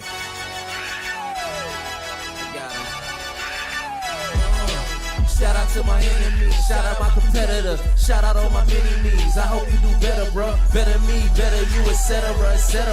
Shout out to the followers, I will stay ahead of you. Big up all the haters, big up all you little niggas. Bigging y'all up should make you feel a little bigger. Shout out to the fake niggas from a real nigga. Fake niggas help you recognize a real nigga. I'm a Brooklyn nigga anyhow. Closet looking like I opened up a Vinny style. Bitches say we are the best, so mommy in my jeans, PRPS. Yeah, street fitted in the game. Yeah, act you like a Twitter name. Same place we see it, same place they talking about. We speak Guapanese, come to me, we talking about. Holla at your homie, holla at your dog. Looking for the competition, holla at the mall. Once I say hi to her, she gon' say body her. If looks get killed, then my style might body her. Body her, body her. If looks get killed, then my style might body her. Body her, body her. If looks get killed, then my style might body you. Well,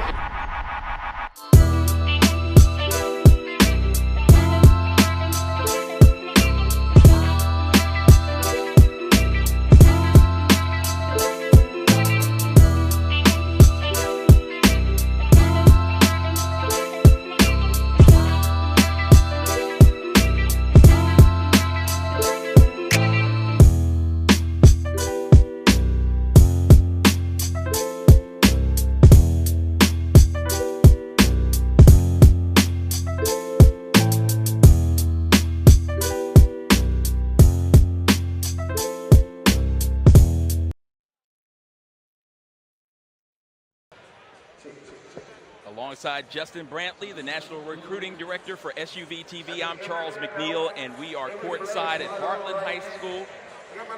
As Bartlett High School is the home of the 21 Iverson Classic, and it has been a really exciting game so far. Hope you've enjoyed it wherever you're tuning in around the globe. We appreciate it, and we ask that you share this with your friends as well so they'll be able to enjoy it.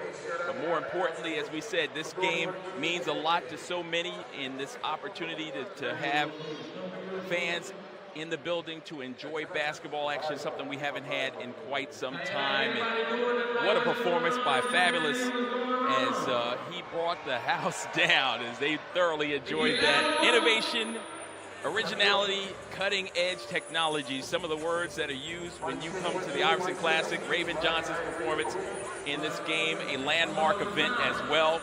And Justin, in the first half, we got a chance to see some basketball in between all of that. Absolutely, absolutely. And it looks like they're getting ready here for a performance by NLE Chopper. Walk 'em down.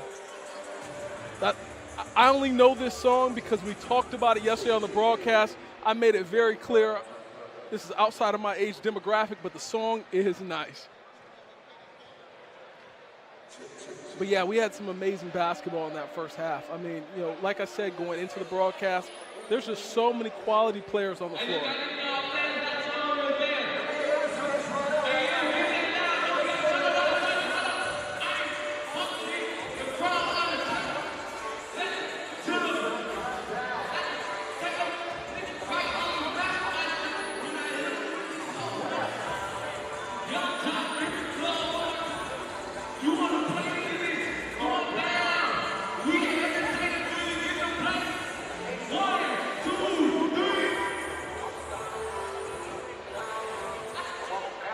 That's the walk 'em down dance.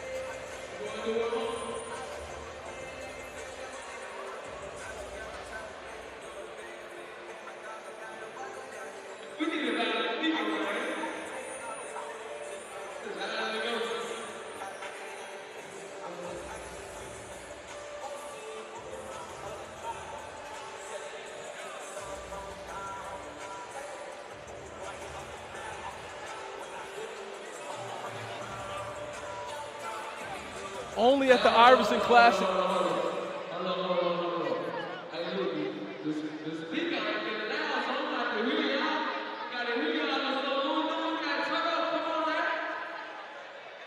Only at the Iverson Classic is to bring this level of showtime.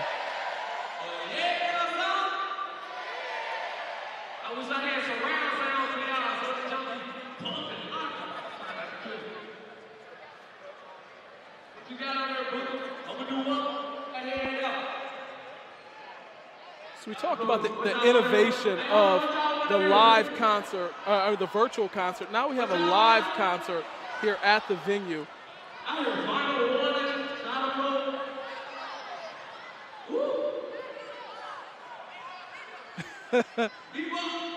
He's taking requests.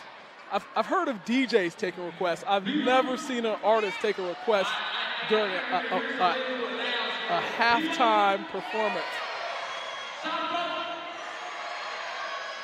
And I don't know any of the songs that they're talking about. I feel bad. Charles, I thought I'd be able to help you at this point. You looked at me, you said, Justin, I'm going to need you to help me and carry this one. I can't do it. I can't do it. Well, the fans obviously know, which is the most important thing. And again, after being shut down in their own homes for many, many, months, getting a chance to get out and see live basketball and a concert as well.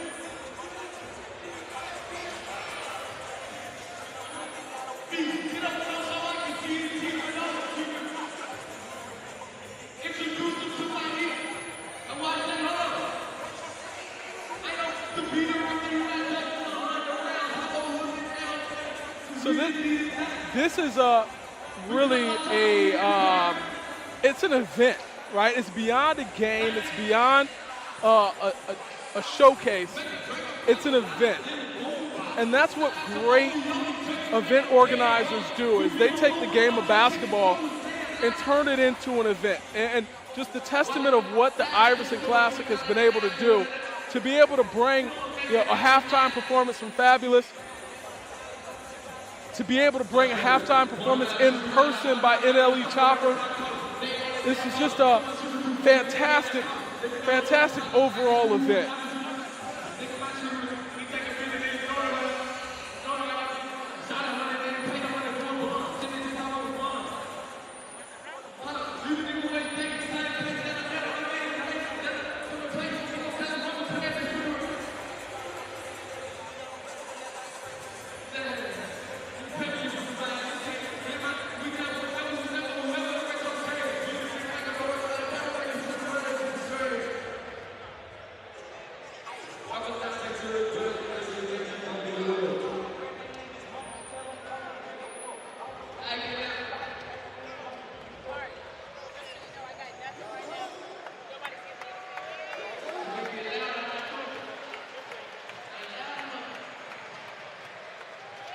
NLE Chopper bringing the fans to the floor with their cameras out, the lights shining behind them.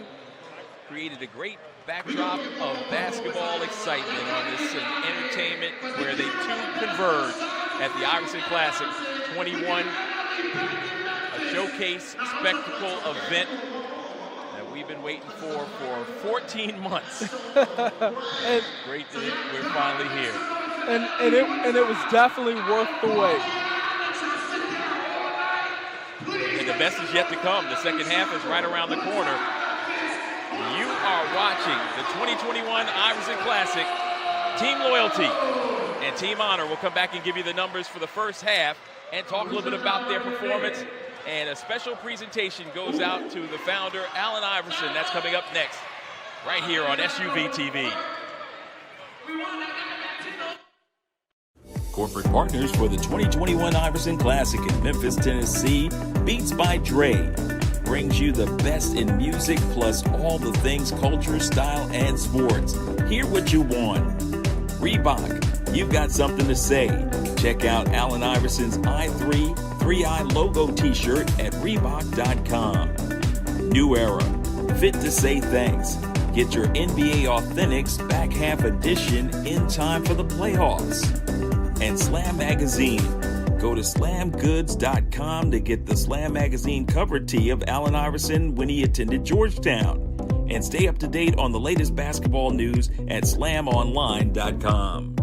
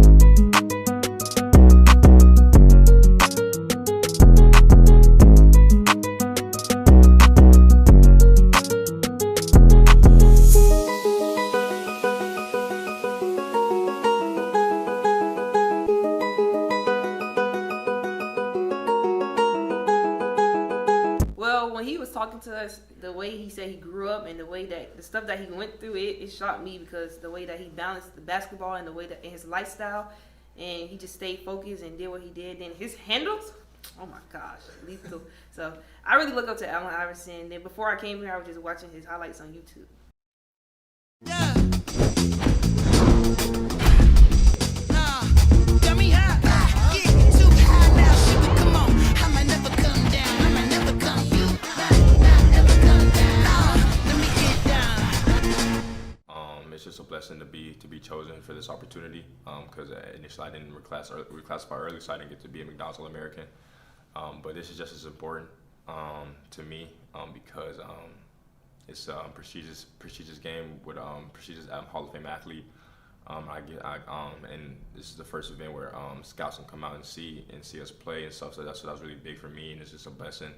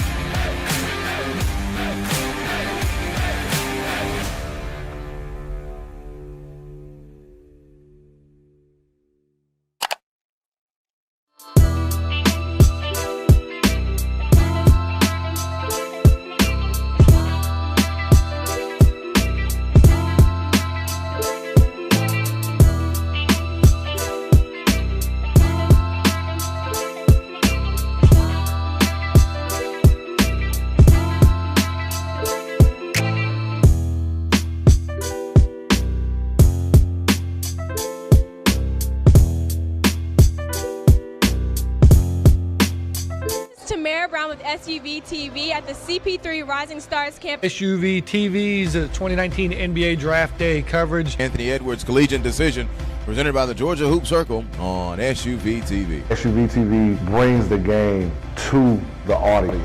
You give a better focus on the actual game at hand. Sometimes you could tell it's just a running camera by itself sitting there, but with SUVtv, it's more of a personal experience. Just the exposure, being able to see games that you normally wouldn't be able to see, not only here locally, but across the country. Those angles make you pick up different things as a coach, as an evaluator. They're giving you great quality, nobody talking in the background. I think it brings basketball to the forefront. Whether it's a family member was in a different state, they can watch the game, or just bringing in more coverage for these players, or if it just allows us to raise more money for something like Susan G. Komen. And so I think this event has grown because you guys have been a part of it the whole entire time. SUVtv has given a different light to kids that don't always get the best exposure. The commentary that goes along with the games, I think, is always interesting. Touchdown. Oh, yes, sir. It brings something to the table that no other streaming aspect can bring, no matter how hard they try right now.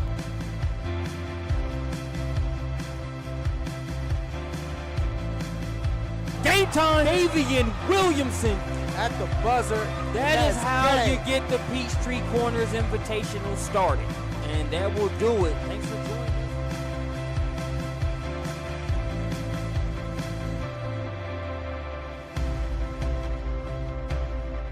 It's been great. You know, Rasheed, Bonji, Jack, you know, they all been to the NBA and done well, had great careers, been through everything you could think of. So they're a great resource for guys like me who are trying to get to the NBA, on how to get there, you know, tips on, you know, how to handle certain things. My grandpa, he used to have these action figures when I was a little kid of like all his favorite black athletes, and like Allen Iverson, like he had a couple Allen Iverson action figures. So I grew up like knowing who that was, seeing those action figures, and I actually have them now, like in my room. So it all just comes full circle, like playing in this game, you know, being able to talk to him. Tell me how.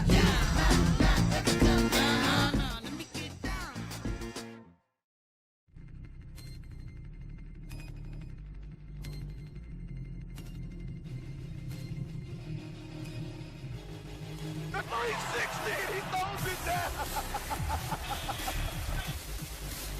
He'll come off the double screen to the left. Oh, and wide open underneath. Sexton's gonna step back, fade away three. Oh, my goodness.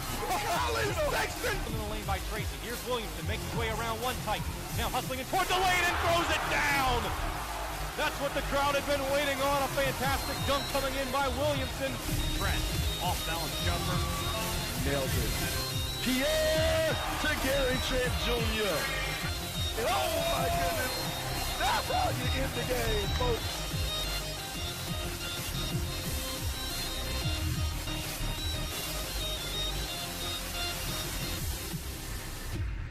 With him just changing the entire game, I feel like, you know, with him having the tattoos and, you know, him just being himself with the cornrows and everything, just him being himself and, you know, him being my kind, you know, it just means a lot to the game and me. As soon as I reached out, it was a no-brainer for me, you know, especially it being the only event during the COVID year. So it did mean a lot, and, you know, for one of the best point guards in the entire game, it was a no-brainer.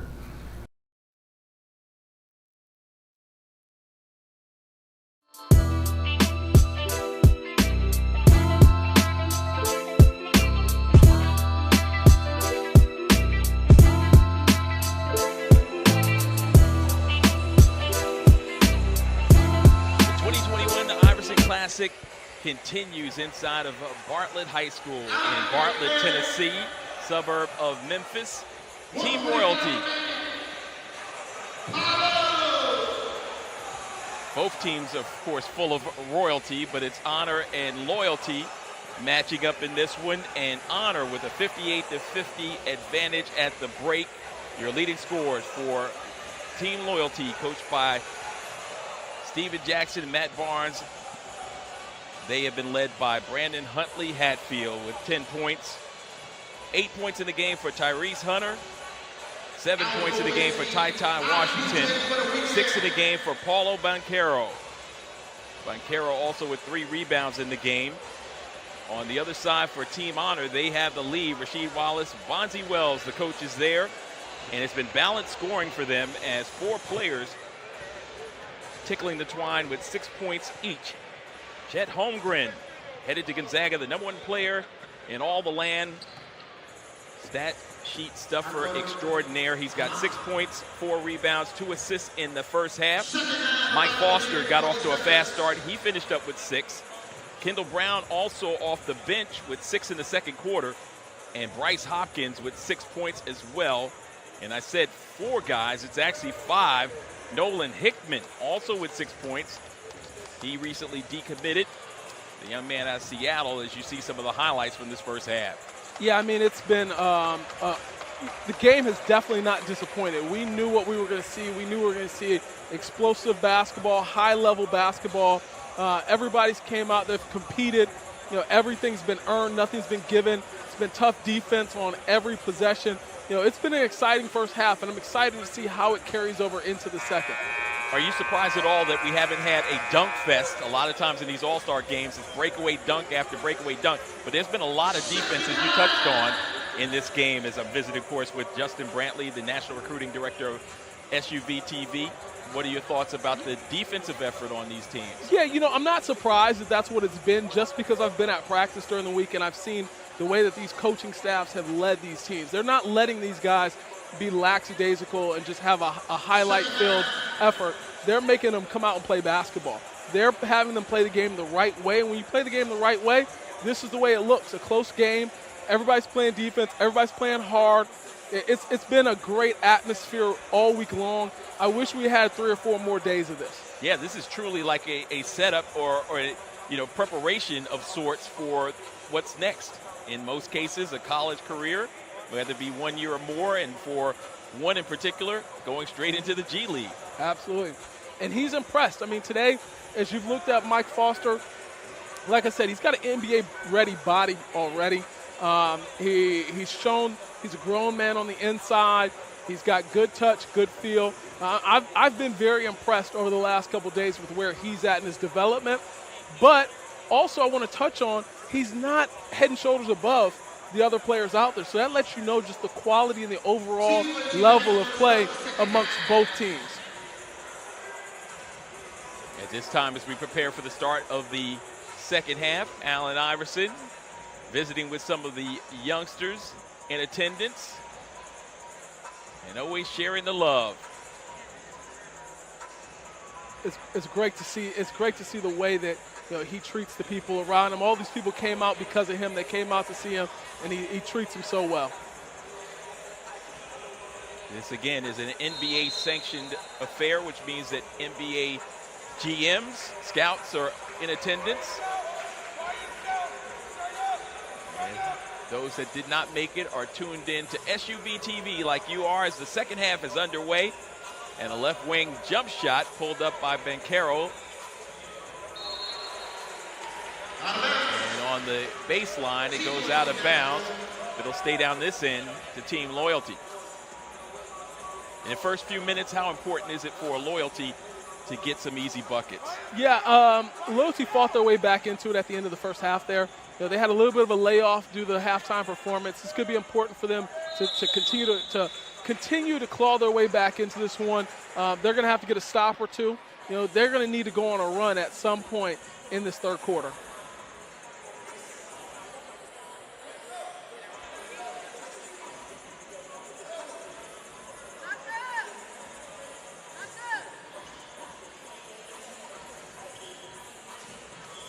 Brown into the paint. Now on the right side he goes for a jump shot. His teammate poising that up. That's Damian Collins. And Holmgren with the board.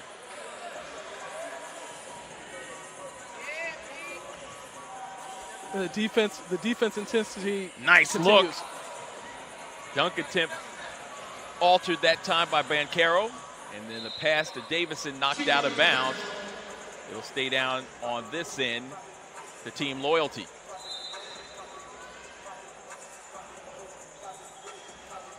Once again, the defense is given no room. they're not even giving an inch for an open shot to get off. But it didn't matter that time for Tyrese Hunter as he knocks one down. The first field goal of the second half. He's been working hard tonight.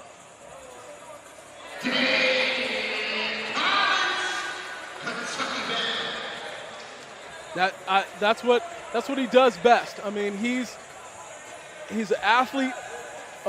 He's way more than an athlete. But you know, when you look at athleticism, you look at somebody that's going to attack the glass with a vengeance, put it back. I mean, if you look at that replay, there's no reason he should have been able to put that back. But his athleticism allows him to do things that you wouldn't even expect. Dunked on his own teammate there. Your teammate's a part of your poster. There's a steal, and there's a flush with two hands. Tyrese Hunter. So field goal, back-to-back field goals for Hunter. Loyalty's trying to keep it close. We got Black Cat Bynum getting in the lane. And again, Collins is all over the glass. There's a lob. With the finish, Kendall Brown. He's quietly put on an impressive game so far here. That's Paolo.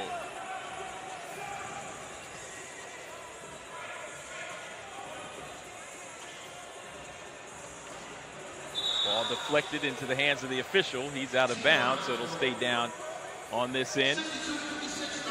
Watch Paolo Banchero here with the dribble pull-up. It's hard to defend somebody with that size that can do that.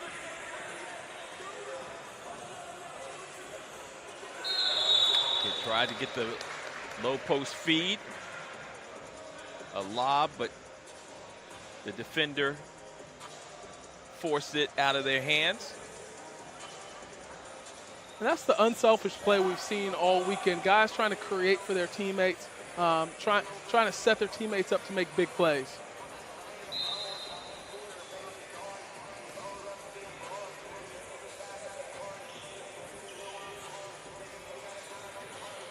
Holmgren to the basket with the left hand.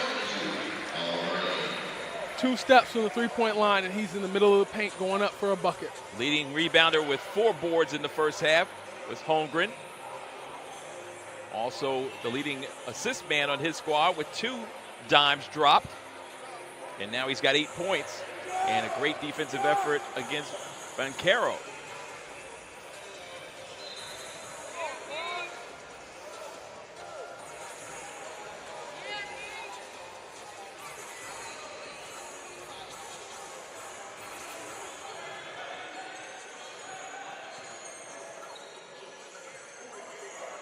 Bynum. Holmgren with the flush. You touched on it in the first half. Chet starting to warm up.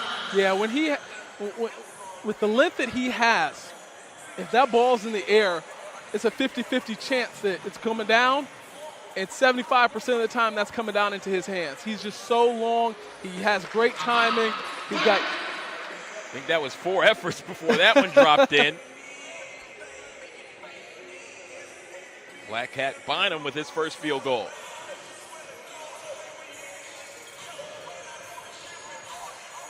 Lead back up to 12, but only for a moment. The answer coming right back, Peyton Watson. Yeah, that quick. I mean, we were at a 4-point game, and Honor has stretched out the lead a little bit.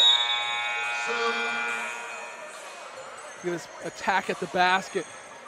Even though he made it, you see how Chet just changes the trajectory of that play. He changes the way that player has to attack the basket. That's what he brings to the table. He makes you think twice as you're attacking the basket. 5 new players coming in for Steven Jackson. And here goes Chet. He finds a way to get to that rebound. Got to get a body on him. You have to box him out. You have to know exactly where he's at every time a shot goes up. There's a rejection inside. One of the reserves. It's Matthew Cleveland on the defensive effort. Matthew Cleveland has showed why he's going to Florida State. He has a high-level game. Trevor Keels with the 3 ball. Rebound. And now they're running again.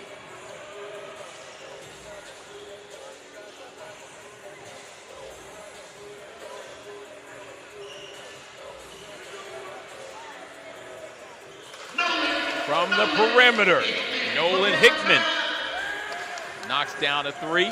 Honor starting to run away with this one a little bit. We talked about the importance of that opening few moments.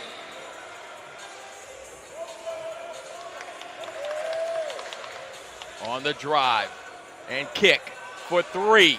In the air and knocking it down to keep them within hailing distance. That's Bryce McGowan's. They needed that one bad. Right back the other way with the spin off the window. And now they're running. 3 on nothing. Yes, high above the rim and the flush with a little flavor. That's the Bryce McGowan's. That's the highlight we were talking about right there. He's only had 1 point in the first half. He's got 5 here in the third quarter. 74-63 is our score.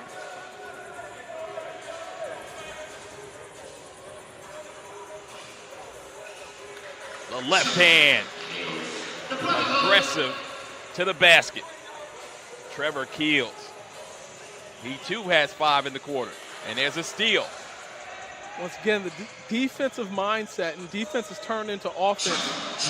Instant offense as Keels with another 3. He's got 8 in the quarter. And Rashid's loving it. Rashid's loving it. He's up. He's telling his team, keep playing hard, keep it going.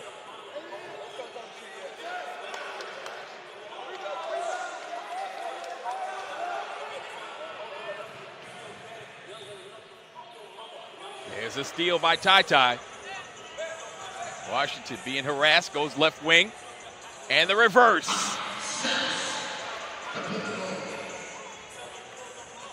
Hunter Salas, his 3rd field goal. He's got 6. Hickman's toying with him a little bit there. Ball reversal. And a 3 ball right wing to knock down by number 8. May not. He's showing the hometown fans here what he's capable of doing. He may have a couple new fans by the time this night's over. There's a rejection in close, but kept alive by loyalty to the hoop with the left hand. And no basket. The putback there by A.J. Griffin won't count, but you have to enjoy, I mean, at this point in a 17-point game, attacking the glass, playing hard defense, you have to appreciate that. You have to appreciate nobody's hung their head. They understand there's still a lot of basketball left to be played. They're playing hard.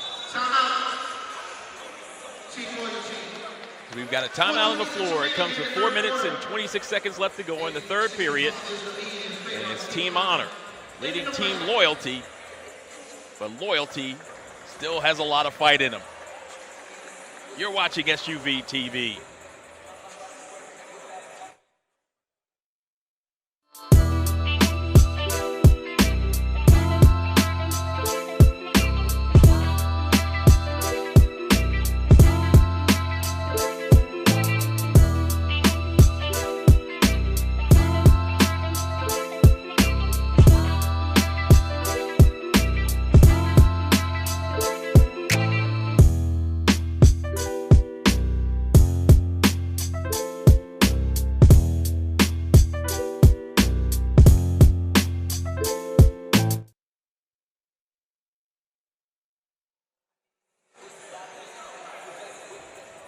So in the second half of this contest, it's been 3-point barrage by Honor, getting them out to a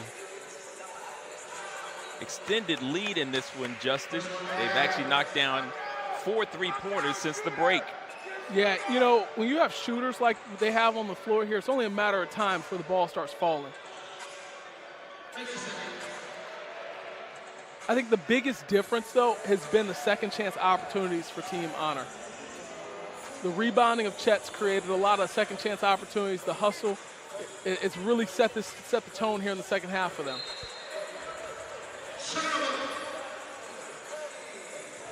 Nolan Hickman Threw it a little bit wide of the target.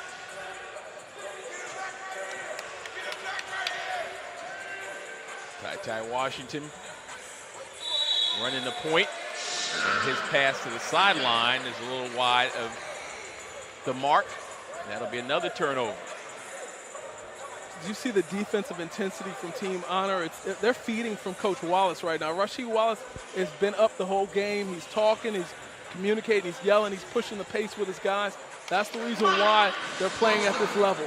And that's an example of what you talked about, hitting the boards. Mike Foster with his first field goal here in the second half. He's got 8.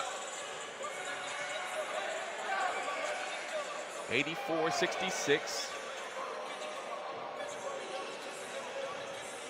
Salas took contact as he went with the rack attack.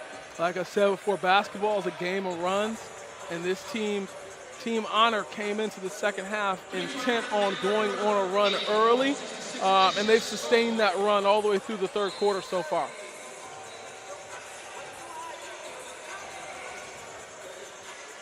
Rasheed's feeling it. On the right side. Wanted the hands in the air. Nice aggressive rebound by Michael Foster there. The way he went and found it at the highest point, that's what you expect to see from a guy headed to the NBA. And there's a steal. And it leads to a finish at the rim. Hunter Salas again. He's got 5 in the second half, 9 overall. Both the products headed to Gonzaga have had a very good showing here in tonight's game. Gonzaga, we were a little bit worried seeing them. They're losing some pieces coming out of this year in their run to the national championship game, but they've got 2 very good ones on their way there. Another commentator's jinx. And there's a miss in close. Hesitation move, and the kick on the right side. Right wing corner, 3 ball is good. You know what they say in the game of basketball, the cutter is always open. All right, so in that play, A.J. Griffin, he had a little wiggle to him. He realized he wasn't going to get the bucket. He gave it up, and he cut and got back open. That one was blocked near the rim, but there's a whistle and a foul inside as we get a chance to take another look. For any young basketball players out there watching, understand the cutter is always going to be open. You don't have to dribble the air out the ball. If you realize you're stuck, give it up, make a cut, and you'll get it right back. That's high-level basketball right there.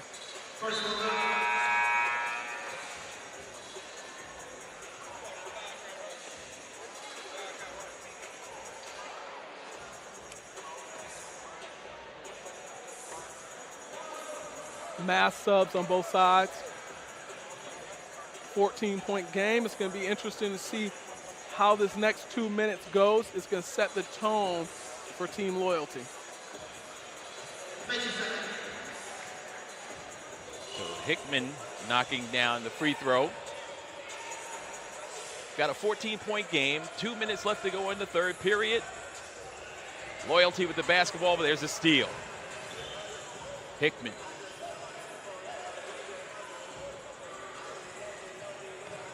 Alexander. And 1. On the rim run. Look at this attack. He saw who he had on him. He said, I'm getting to the basket. I'm scoring.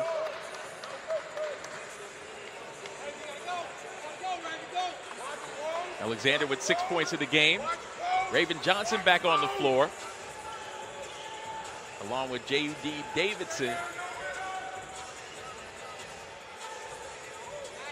There's the reverse move by Huntley Hatfield. He was the leading scorer in the first half on both sides with 10 points. First field goal here. He moves very well without the basketball, and he finishes on both sides of the rim around the basket.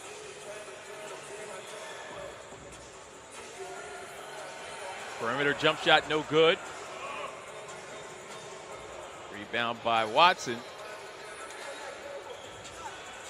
Johnson now from Watson. She's going to pull up from way downtown, partially deflected. 2-on-1. And the reverse move by Maynard. And J.D. Davison goes right back at him. It looked like 4 dribbles coast to coast. I mean, you know, that's the explosiveness that he brings to the game. Step back. Left hand shot, no good. Johnson with the board. And the dish. Raven Johnson delivers to her teammate Huntley Hatfield. Threw it down with one hand. Looks like Honor's going to hold for the last shot here. 3 seconds, 2 seconds, 1. Pulling up from way downtown. It's off the back iron. The third quarter is in the books. We played 36 minutes from Bartlett High School in Bartlett, Tennessee. And it continues to be in favor of Team Honor. Rasheed Wallace's squad with the lead, 90-77. Come back in just a minute with the 4th period of this one. It's the Iverson Classic 2021 on SUVtv. Corporate partners for the 2021 Iverson Classic in Memphis, Tennessee, Beats by Dre, brings you the best in music plus all the things culture, style, and sports. Hear what you want. Reebok, you've got something to say. Check out Allen Iverson's I3 3i logo t-shirt at Reebok.com. New Era, fit to say thanks. Get your NBA Authentics back half edition in time for the playoffs. And Slam Magazine. Go to slamgoods.com to get the Slam Magazine cover tee of Allen Iverson when he attended Georgetown. And stay up to date on the latest basketball news at slamonline.com.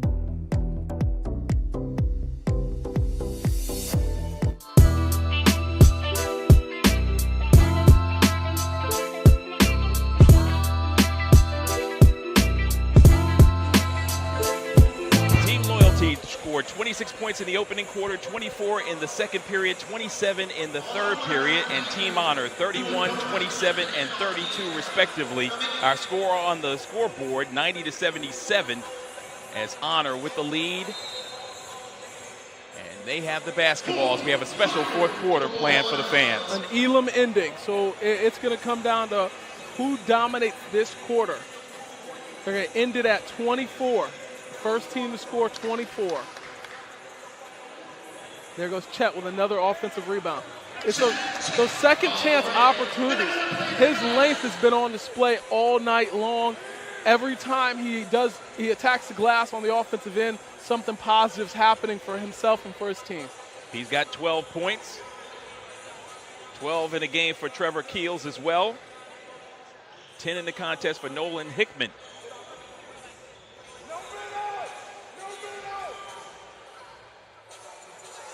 There's Holmgren with another board. And the bust out. Behind the back pass. The reverse. And the flush.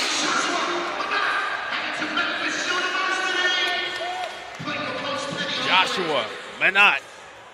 Again, Memphis product. Excited about this opportunity and taking full advantage of it. And Paolo came right back and put a 3 down to show, hey, I'm not giving up. I'm continuing to fight.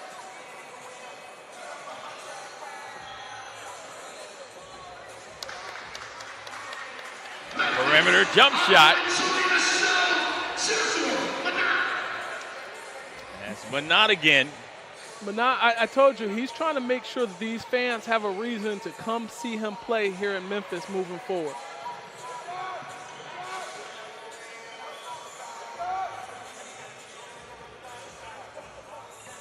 On the right wing.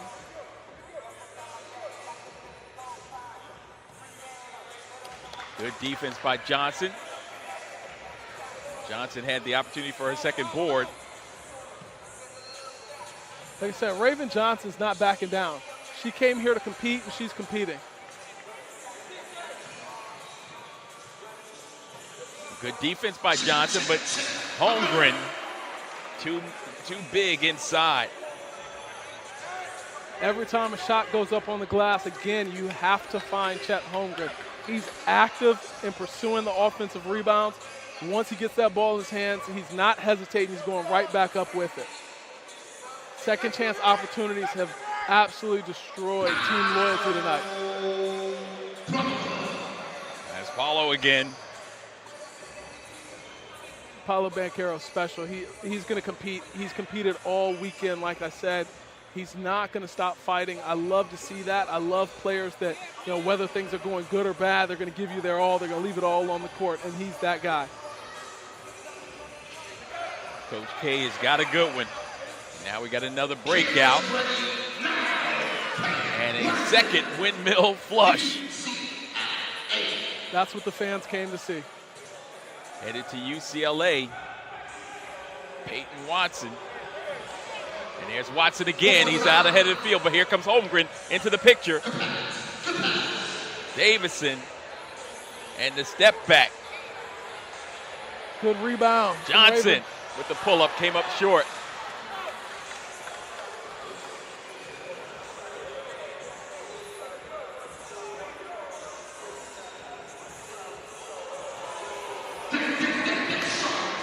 Deshaun Ruffin. He gets to the basket so quick. One of the shiftiest guards in this class. He gets a nice tap on the head by Raven. Watch how quick he gets to the basket. Deshaun Ruffin with no regard for human life. As the kids say, he woke up and chose violence.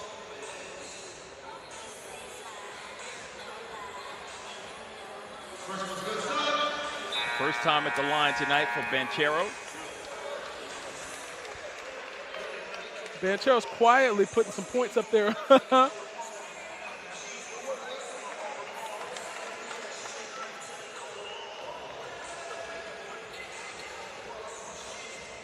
14 in the contest.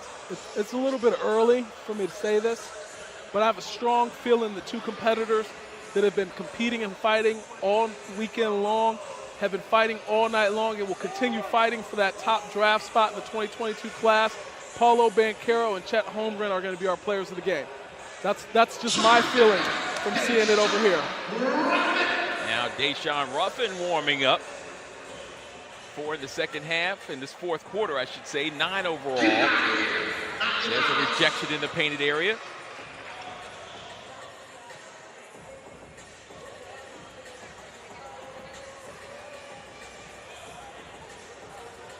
Got a score here in this fourth period, 24-point scoring. And the three-point attempt goes up no good, and high in the air with that rebound, but unable to finish. Fourth quarter scoring, it's 14-9 thus far. Now 14-11. JD with another bucket.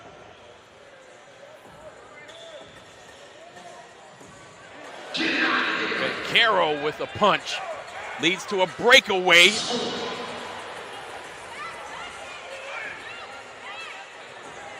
There's the lob.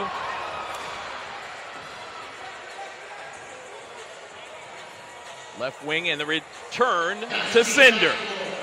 Run the floor, give it up, and you'll get it right back, big fella. Good job, Matthew Cleveland. 3 ball. Mr. Ruffin. I told you, once he gets going, he can score in bunches.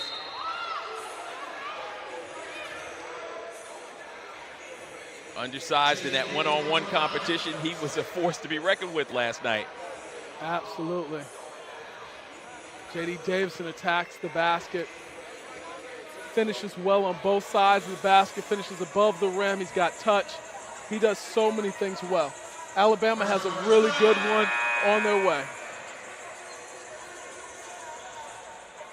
Be remiss if I didn't mention that Paolo won the one-on-one championship. What are your recollections of that outstanding performance, and also the slam dunk that included this young man right here putting on a show? You know, Paolo gave us a little bit of showmanship, because I felt like he could have done like my dad used to do me when I was a little fella, and take it on down, go back to the basket, and make quick work of some of those guys. But he showcased his ability to handle the ball, to shoot. He just put his whole skill set on display there. High arcing shot, no good. Ruffin was down there amongst the trees. 2 on 3. so why not pull up? Good look, and a two-hand slam by Matthew Cleveland. He showed his energy. He's been active all over the court. He's left his imprint on this game. Florida State fans, Seminoles, you guys should be truly excited about the player you have coming. 17-16 is our score in this final period. Honor with a 1-point lead.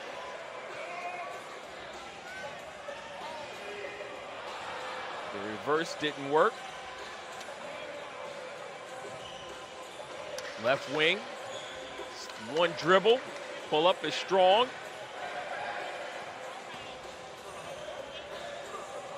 Cleveland finds his teammate, Hunter, Iowa State commit with the field goal.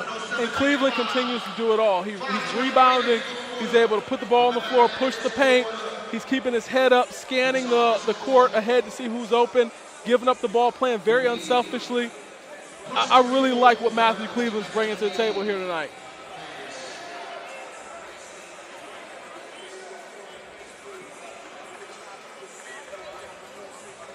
I'm loving the fight from Loyalty. They knew the Elam ending was coming. They knew the setup. They kept a little bit of reserve in the tank, and now they're playing hard. Now they're trying to finish this. Loyalty's leading scorer, Paolo BANCHERO with 15 points, 10 points in the game for J.D. Davison, 9 for Hunter Salas, 14 for Tyrese Hunter, 7 in the game for A.J. Griffin, 6 in the contest for Bryce McGowan's, 14 for Brandon Huntley Hatfield, who got him off to a fast start, and 8 in the game for Matthew Cleveland, amongst the leading scorers for Team Loyalty of Steven Jackson. On the other side for Honor, outstanding performance by Deshaun Ruffin, especially here in this fourth period. He's got 7 of his 12 points scored in this period. Chet HOLMGREN, the leading scorer with 14, 13 in the game for Joshua Minot, 12 in the contest for Trevor Keels.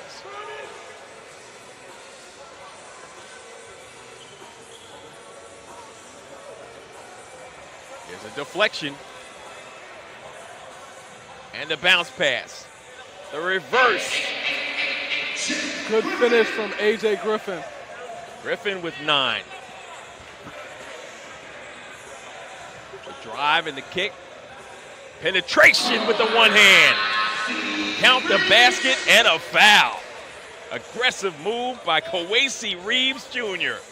And he told me this morning he was going to put Macon on the map, and there he's done it. He lets you know where he's from. Going to the free throw line to finish the three-point play. That's his first field goal tonight.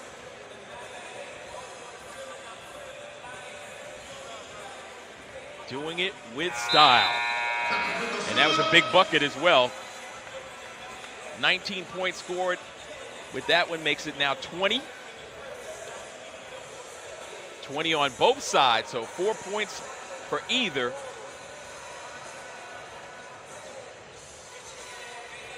Put a capper on this one. The level of competition is turned up. And as soon as Chet comes in, he goes and grabs the rebound. So both teams with 20. 24 is the magic number as the reverse move by Ruffin was blocked, but there's a whistle and a foul. And he's coming up gingerly. But he just attacks the basket. He gets there so quick. He understands his strengths and he utilizes them well.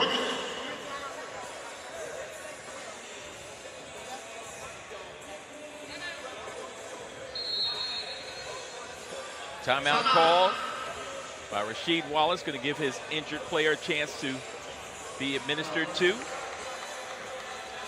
And again, 20 points scored by both teams. This has been, again, this fourth quarter especially has been exactly what we anticipated in terms of the level of competition. And as you alluded to, Team Loyalty, no quitting them at all.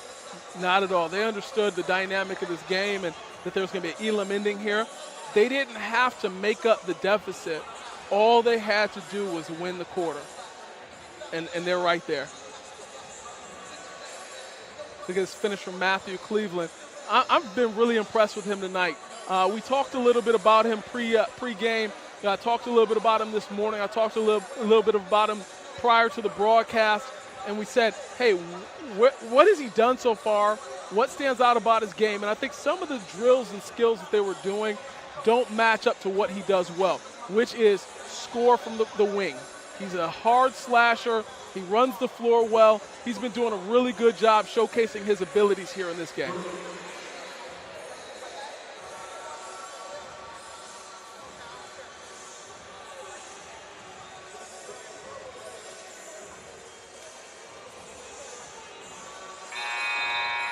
So Deshaun Ruffin with a couple of big ones and one bucket away from a victory.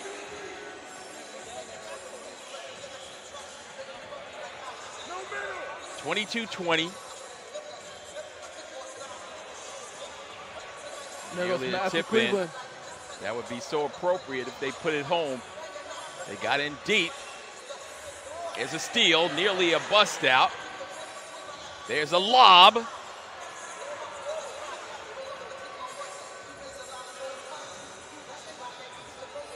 Bounce pass in the post. Holmgren with the finish.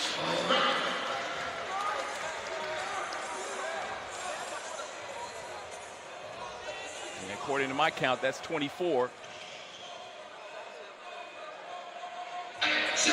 Right back at it.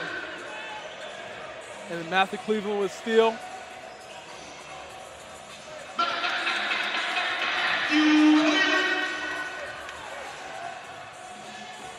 I'm a little bit confused here on the elam ending.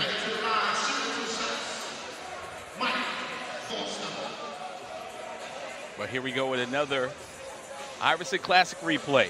Matthew Cleveland is just having a night here. I think that anybody that didn't know who he was, didn't know his name coming into this, you're going to know leaving this. If you're a Florida State Seminoles fan and you were wondering who's going to replace Scotty Barnes, who's going to replace some of those big names you have leaving, you have another wing coming to Tallahassee that's going to be able to follow those past NBA guys that they've had.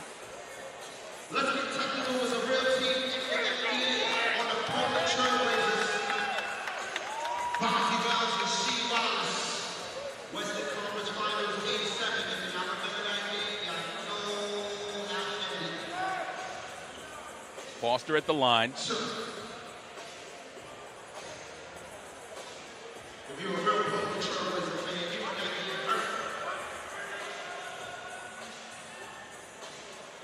Foster with 9 tonight.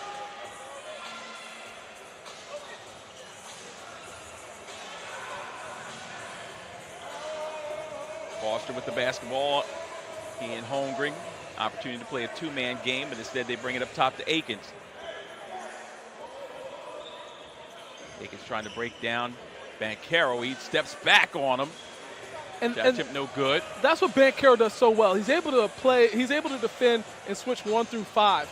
That's what you want from the best player on the floor. You want him to be able to guard and defend anybody on the floor. Wherever the ball is at, you don't have to worry about him being a defensive liability. Trey Alexander back in. Young man out of Oklahoma. 115-102. Banchero stopped there by Holmgren. Steven Jackson wanted a foul on that one. Holmgren on the defensive effort. Those two continue to compete all night long. Here goes Holmgren giving it up. He knows he's going to get it back. Huntley Hatfield said no, no sir. On the wing. Came up shy. Ty with the pass. Davison with the explosion. He attacks the basket just so well. He's got 12.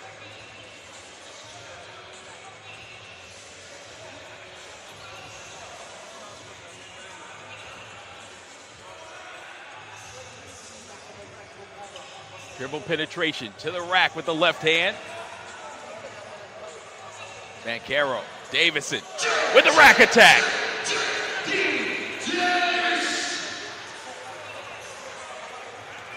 And it looks like they decided to scrap the Elam ending and just play out the time on the clock. Yeah, give the fans what they want, right?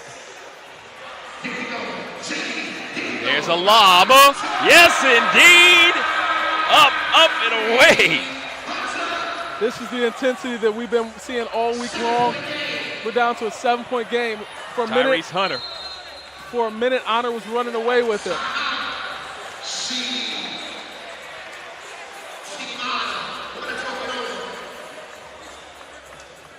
Look at J.D. Davis attacking the basket.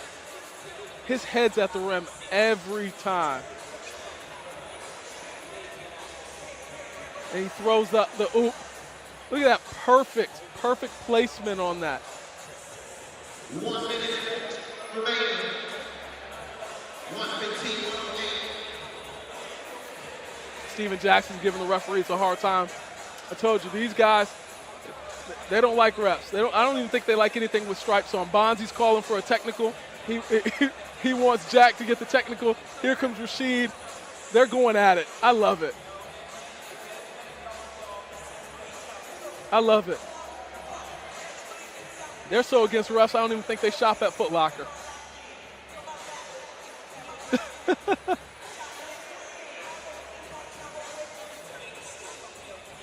It's a 7-point game, 115 to 108.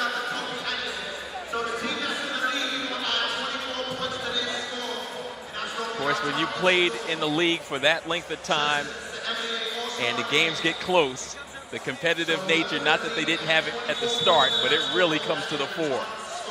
Absolutely. So now Steven Jackson will bring his group together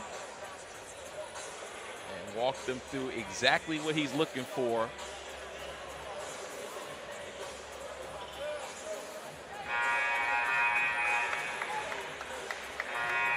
They have to start out on the defensive side of the ball.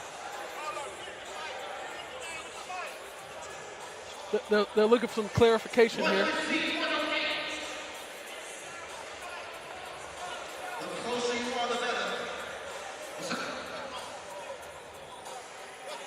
They're looking for some clarification here on how this is going to end.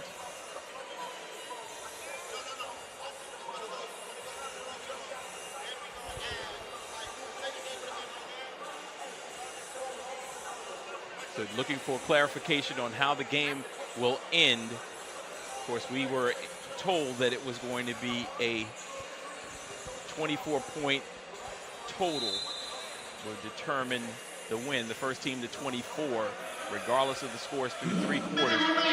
And I think that's what Steven Jackson was arguing down there.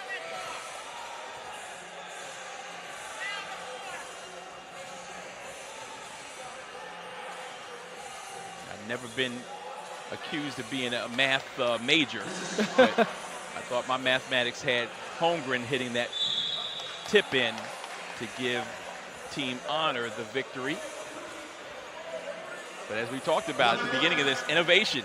Absolutely. You know, absolutely. We work through whatever needs that happen. The most important thing is these fans that have come out to support it, all our fine sponsors who made it possible as well, invested in our youth, and they have put on a show.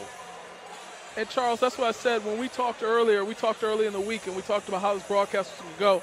I said I knew it was going to go well because I'm working with a pro. You know, I know no matter what, I can look to my right, and I know that I'm in good hands. And this has been a fabulous opportunity to call this game here with you tonight. My pleasure as well. I knew the same when we got a chance to get on our Zoom call, working with Justin Brantley, and you know, with your insights and knowledge coming from the Motor City. We were going to have a great time. Davison finds Banchero on a set play. He launches. No. Followed up inside. Davison wants to get it. No. Third try. Banchero lost control of it. And that play was impacted. He didn't get the block, but Chet changed the dynamic of that play.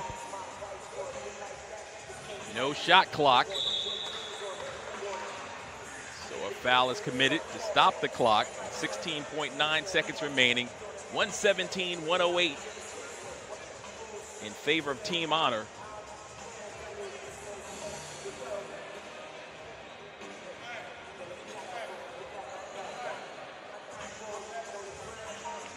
And Steven Jackson's left his coaching box.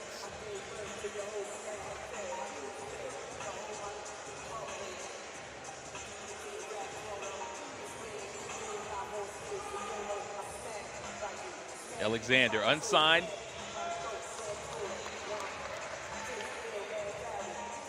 Two of three from the line.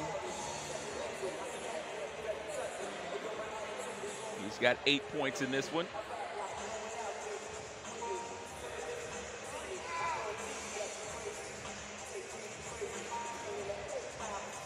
Chet Holmgren with 16 points to lead all scores.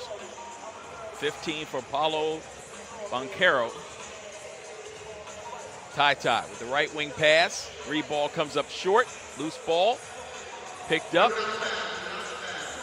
Chet has it. He's going to dribble. Nope, get it to a teammate, and that will do it. So the final score, 118 to 108 in favor of team honor. Or is it?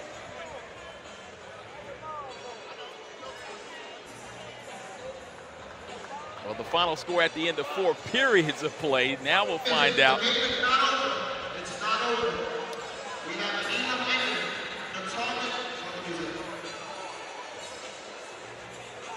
The game is not over. The party's not over. Now, it's just like the NBA. The team to score 142 points is the winner. We do will be ended. So we added 24 points to the home team since they're in the league. So the target score will be 142. So the first team to score 142 is our Iverson Classic 21 winners. So the game is not over. There's more basketball to be played. Bonus basketball coming your way on SUVtv from the Iverson Classic 2021. And adding that 24 points in honor of Kobe Bryant. The game is not over. The first team to score 142 points is the winner. One more quarter. So while we were instructed through 3 quarters, it was the 4th quarter score that would dictate that. It's now the 4th quarter with bonus basketball. 5 and 5.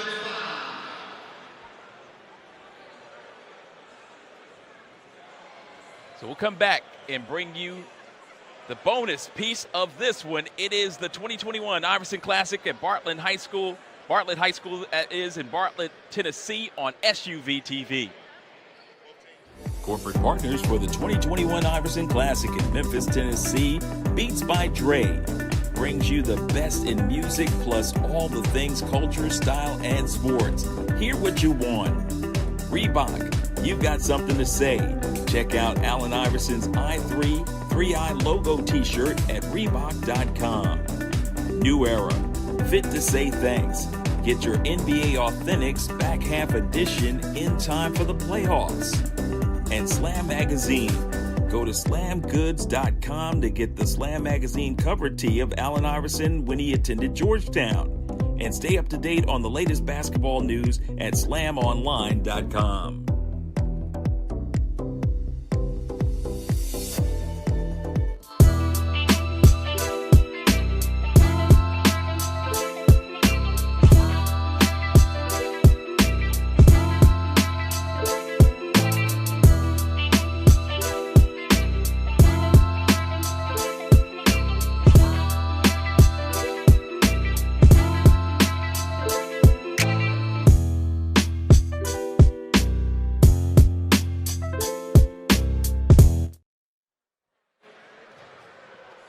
Back inside Bartlett High School with Justin Brantley.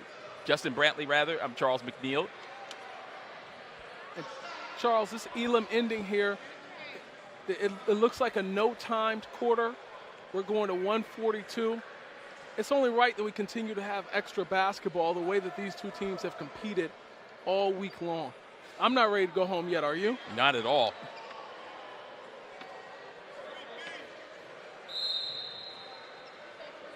Loyalty outscored him in the fourth period, 31-28. See if they can build on that momentum. First team to 24 wins this one. Perimeter jump shot is strong. Actually, first team to 142, so home has a little bit of an advantage here. And there's a steal. Home team only has to score 24. The away team, they've got to score 34 to win this.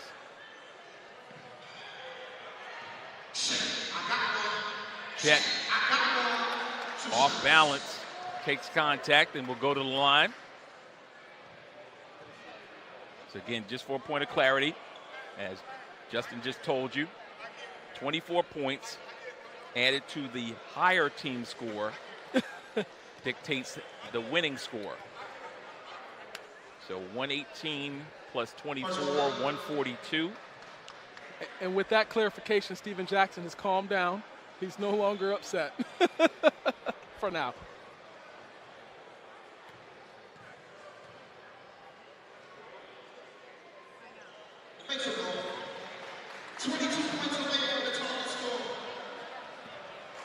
So Chet Holmgren with the pair of free throws gives him 18 now.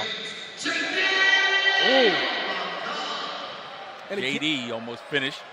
Again, over the big fella. JD almost had an acrobatic finish, but the point of Chet being down there adjusted his entire attack at the basket.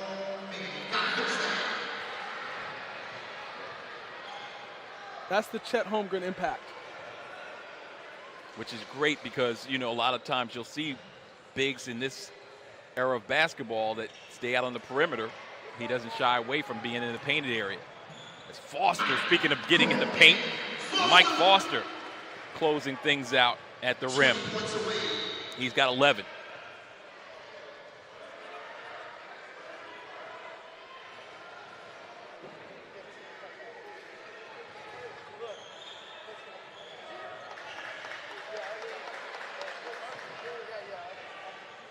Hunter. Oh, Rasheed Wallace doesn't like that call at all.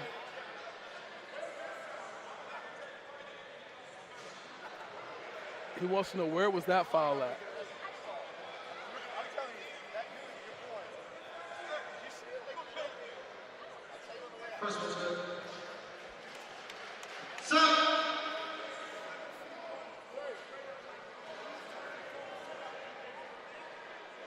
Tyrese Hunter has put on quite a show in this one. 17 points. Quiet as it's kept, right? Yep.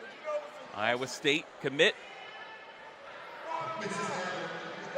There we have another ball don't lie call from Rasheed.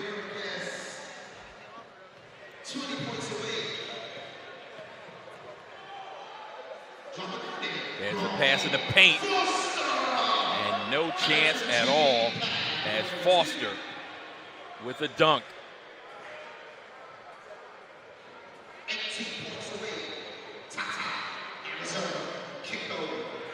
Ty gets to the lane and compresses the defense so well, and he always has his eyes open for the open man. Very unselfish play, but there you have Mike Foster, who's just kicked it into another gear. Foster with 3 field goals in the late stanza. He's got 15 now.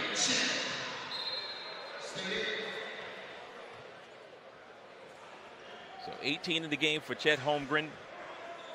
15 tonight for Mike Foster. 14 for Deshaun Ruffin. 13 for Joshua Minot. And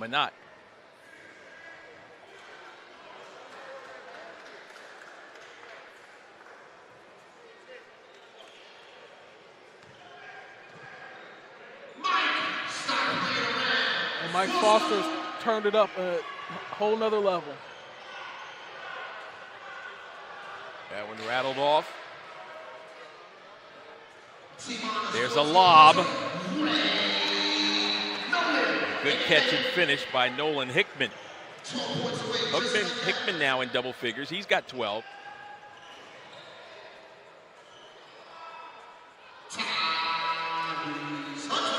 Hunter with the answer.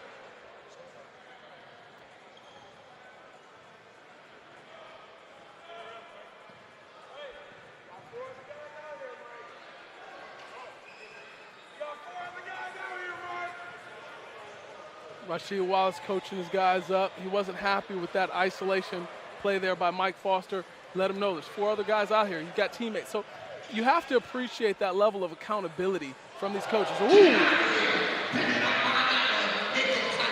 Wow. That was big time right there, that block. Benny Williams. And there's a steal. Headed to Syracuse. Said, I'll meet you at the rim, Big Chet. Ty Washington with the 3 ball.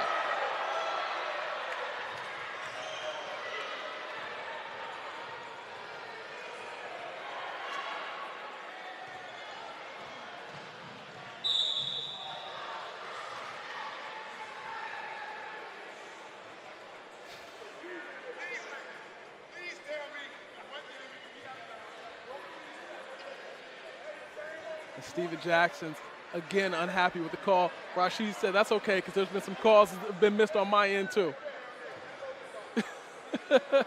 You have both coaches down on the same end. I love it. I love it.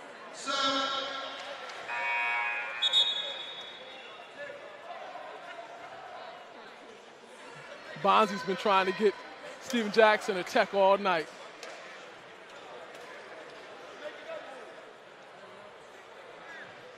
Alexander's at the line.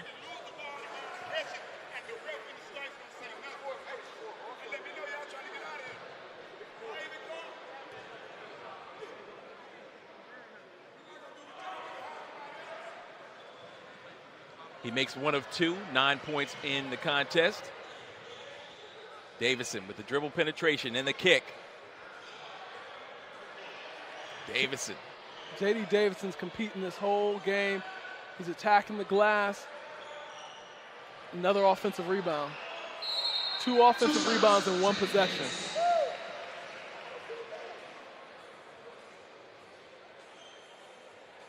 $131-115.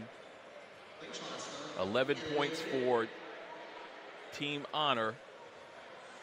Away from closing this one out. Team Loyalty's going to have to go on a run here. They're going to have to get some stops. Starts with the free ones, and J.D. Davison knocks down the first of those. He's 3 of 3 from the line. Unfortunately, there is no 16-point play, so they're just going to have to do it one possession at a time, but they're going to have to get stops. Davison with 16. 12 of those coming in the second half. And the extra session. There's a steal. Ty got a runner with him on the right, but he's going to pull up and get it blocked from behind.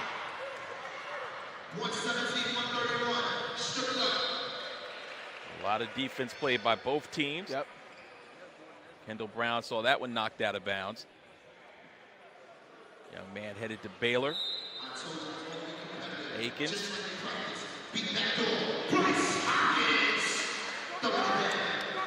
Then the nice look and the finish. Bryce Hopkins attacks the basket so hard. Again, I mean, these players on the floor here that are headed to these schools that are known for that type of play. Kentucky is known for these type of players. We have Josh Minot who says, hey, guess what? I can play too. I'm here. I want Memphis to know my name. He's continuing to attack the basket on both ends of the floor. He's got 15. And the right hand finish over the rim. That was Damian Collins, his second field goal here in the second half. He's got 6. 5 points away.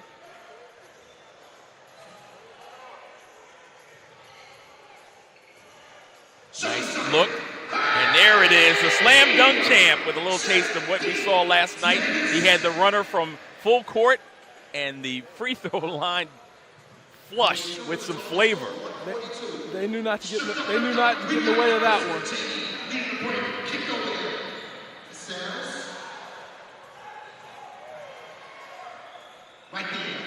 Davison now looking for the assist, and he gets it. Ty Washington, so the slam dunk champ to the three-point champ. And that's exactly whose hands I want that ball in that moment. 13 now for Ty.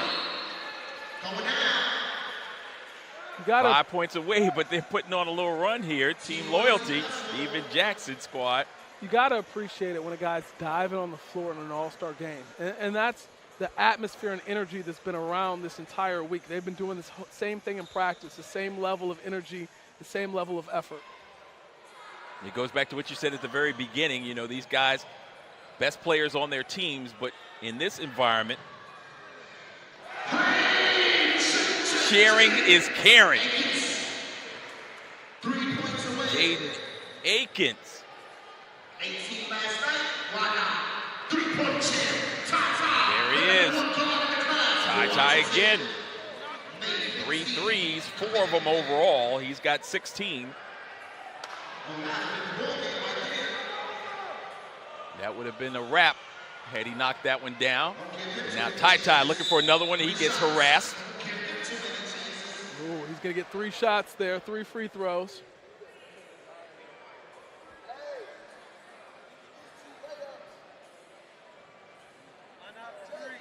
Unusual circumstance for these players to have to play to a score.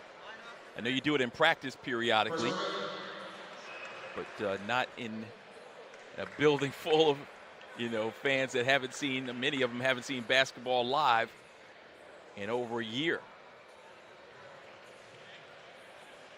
Yeah, I mean, it's tough to adjust to different rules and different scenarios, but as a high-level basketball player, sometimes you have to be comfortable being uncomfortable, and that's what separates the good from the great. 19 points now for Ty Washington, 12 of those in the second half and extra session. And now we're 1 point away as that flush was thrown down by Kendall Brown, headed to Baylor.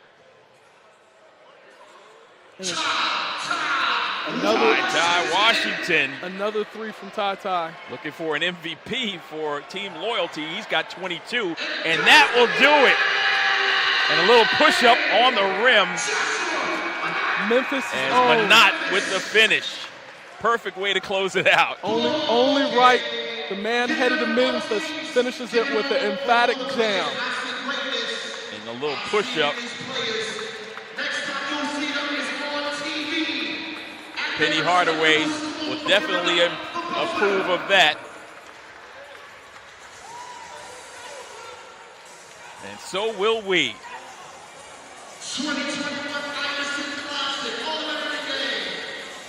And this has been our pleasure to be a part of it with you. Justin Brantley, the National Recruiting Director for SUVtv, continued success to you in all that you do and bringing us nothing but the best of coverage of our high school and college players in our area and throughout the globe. And for Justin and the entire staff at SUVtv, I'm Charles McNeil saying good night and God bless from the 2021 Iverson Classic.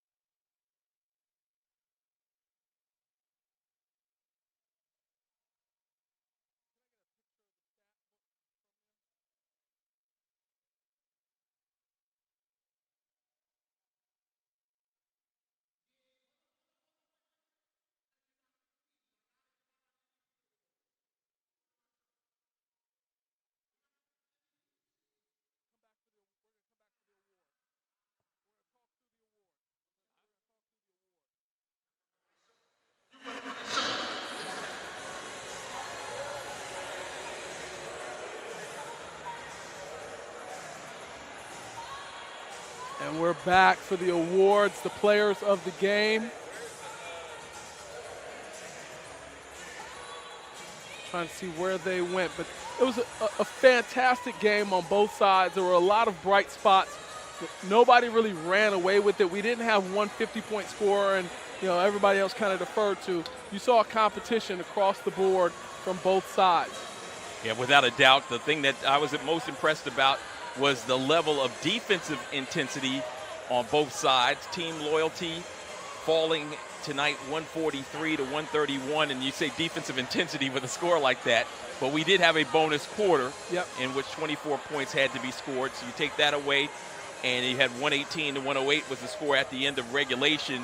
But nonetheless, we saw a defensive effort, like you said, guys hitting the floor, loose balls. We also had the first ever female playing in a boys All-American game, and that brought chills to my spirit as well. Absolutely, absolutely. And, she never backed down. She played hard throughout the entire game. She knew that she belonged out here, and she showed that. And I think that opens the door for many more opportunities like that in the future. So I was impressed with what she did today. I was happy to see Coach give her plenty of playing time, plenty of opportunity to showcase her abilities. Yeah, Raven Johnson, the young lady we were speaking of, the top player on the female side, and headed to South Carolina and Dawn Staley's program. And although she was unable to dent the twine, the one thing that you got to factor in, fans, is that she's playing with a boys basketball, which is a lot larger than that of the girls' game. And she didn't shy away. She dished off an assist and also grabbed a couple of rebounds and would have had a third one had a teammate not come over and grab one. I think it was whatever teammates came through and pulled it away at just the last second. But again, fantastic effort. And again, Memphis did a wonderful job of hosting us, and the Iverson team as well always steps it up and makes sure that we have a great time and are taken care of extremely well. Absolutely, absolutely. And, we had a lot of high scoring. Talk to me a little bit about who led us in scoring here tonight. I know you were keeping track over there. It got a little the whole atmosphere turned a little bit with the elam ending. A lot of people had an opportunity to fill it up late. But I know Ty added a couple threes there towards the end, which should have calculated towards his total to bring him towards one of our top scorers. Yeah, running through the scoring as I've continued to tabulate it on both sides. We have, and I'll run through the entire scoring as we have it unofficially over here, but unofficially the numbers will look like this.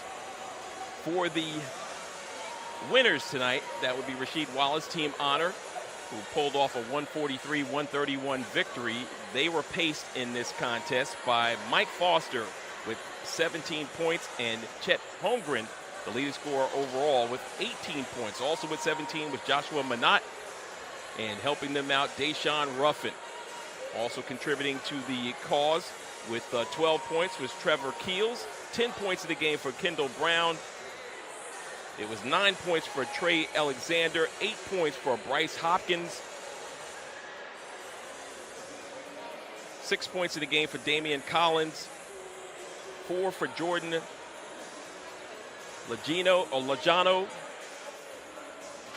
Yeah, and you mentioned, you touched on Chet. You touched on him leading us in scoring. He led us in pretty much everything, if I'm not mistaken.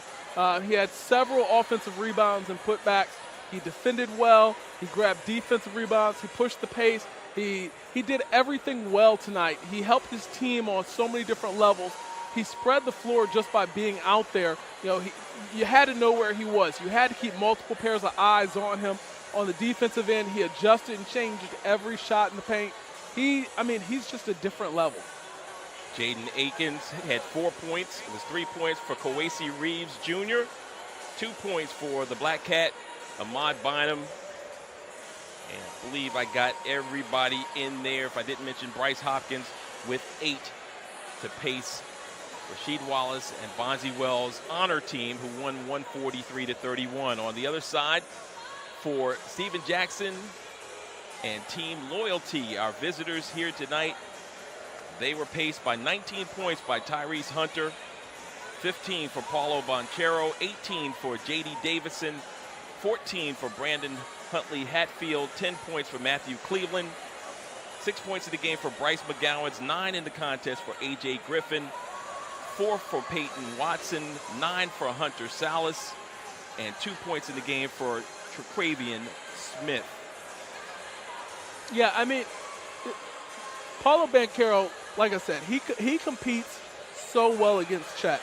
And we're going to see that competition for years to come because, like I said earlier on the broadcast, those are the two early picks for #1 in the class of 2022. They both do so much so well. Paolo, he has so many different facets to his game. He's phenomenal in transition. He can play in the post. He rebounds the basketball well. He has good vision, can pass the ball. I also was extremely impressed as I watched Ty Washington at the end there competing, knocking down shots. He didn't want to go home without winning this ball game, and he shot it well. He showed us a little bit from what he showed us yesterday during the three-point contest. Matthew Cleveland, he showed up today after a couple days of practice of a little bit not really knowing his place in his field. The way that he plays basketball, it translates into the actual game setting, and he brought it today. He stood out for me. Yeah, Ty Washington, I got to correct his score because I missed that last three that he knocked down. He actually finished up with 22 points in the game on 5 three-point makes. And there's Washington right there. Yeah, and he's uncommitted. Like I said, I have no inside information here, but I have a feeling he fits what Kentucky's looking for. Kentucky needs a point guard. They lost Nolan Hickman. This man right here would be a good choice. Yeah, without a doubt, Ty Washington, the leading scorer. And for both sides, we mentioned Chet Holmgren, the #1 player in all the land. He led us in rebounding in the first half, as again, this was not a rebounding show. This was all about scoring and outstanding performances, but Chet Holmgren was impressive. Oh, without a doubt, without a doubt. Like I said, just the impact can be felt throughout the course of the game. I really liked his demeanor. I told you in the first half he came out, he wasn't forcing the issue. He wasn't trying to score. He wasn't trying to take over. I knew the game was going to come to him. The way he plays basketball, he plays it the right way. He uses his body so well. If you look at the highlights, he just always knows how to put himself in a position to grab rebounds, to get putbacks. He has the ability to use his length to get in the paint, finish through traffic. He finishes on both sides of the rim well. He finishes above the rim. He can shoot the basketball. I mean, that right there, he's a unicorn. He's Kristaps Porzingis with a better handle. Yeah, and again, seeing him at the next level, you mentioned all the defections or guys that will be leaving the program for Mark Few at Gonzaga, and he'll be an instant impact player coming in as a freshman. Absolutely, and I think that, going the Gonzaga route, following his high school and grassroots teammate Jalen Suggs, he's going to have an opportunity to develop his body a little bit more. I know that that's the biggest knock on him. People say he's skinny, but once again, he's deceptively strong, and he knows how to use his size and length. So I don't see that as a negative for him, but he's going to have an opportunity to continue to build on that. He's going to have an opportunity to continue to get more aggressive, grow into his body a little bit. He's going to have an opportunity to really learn and dissect the game of basketball.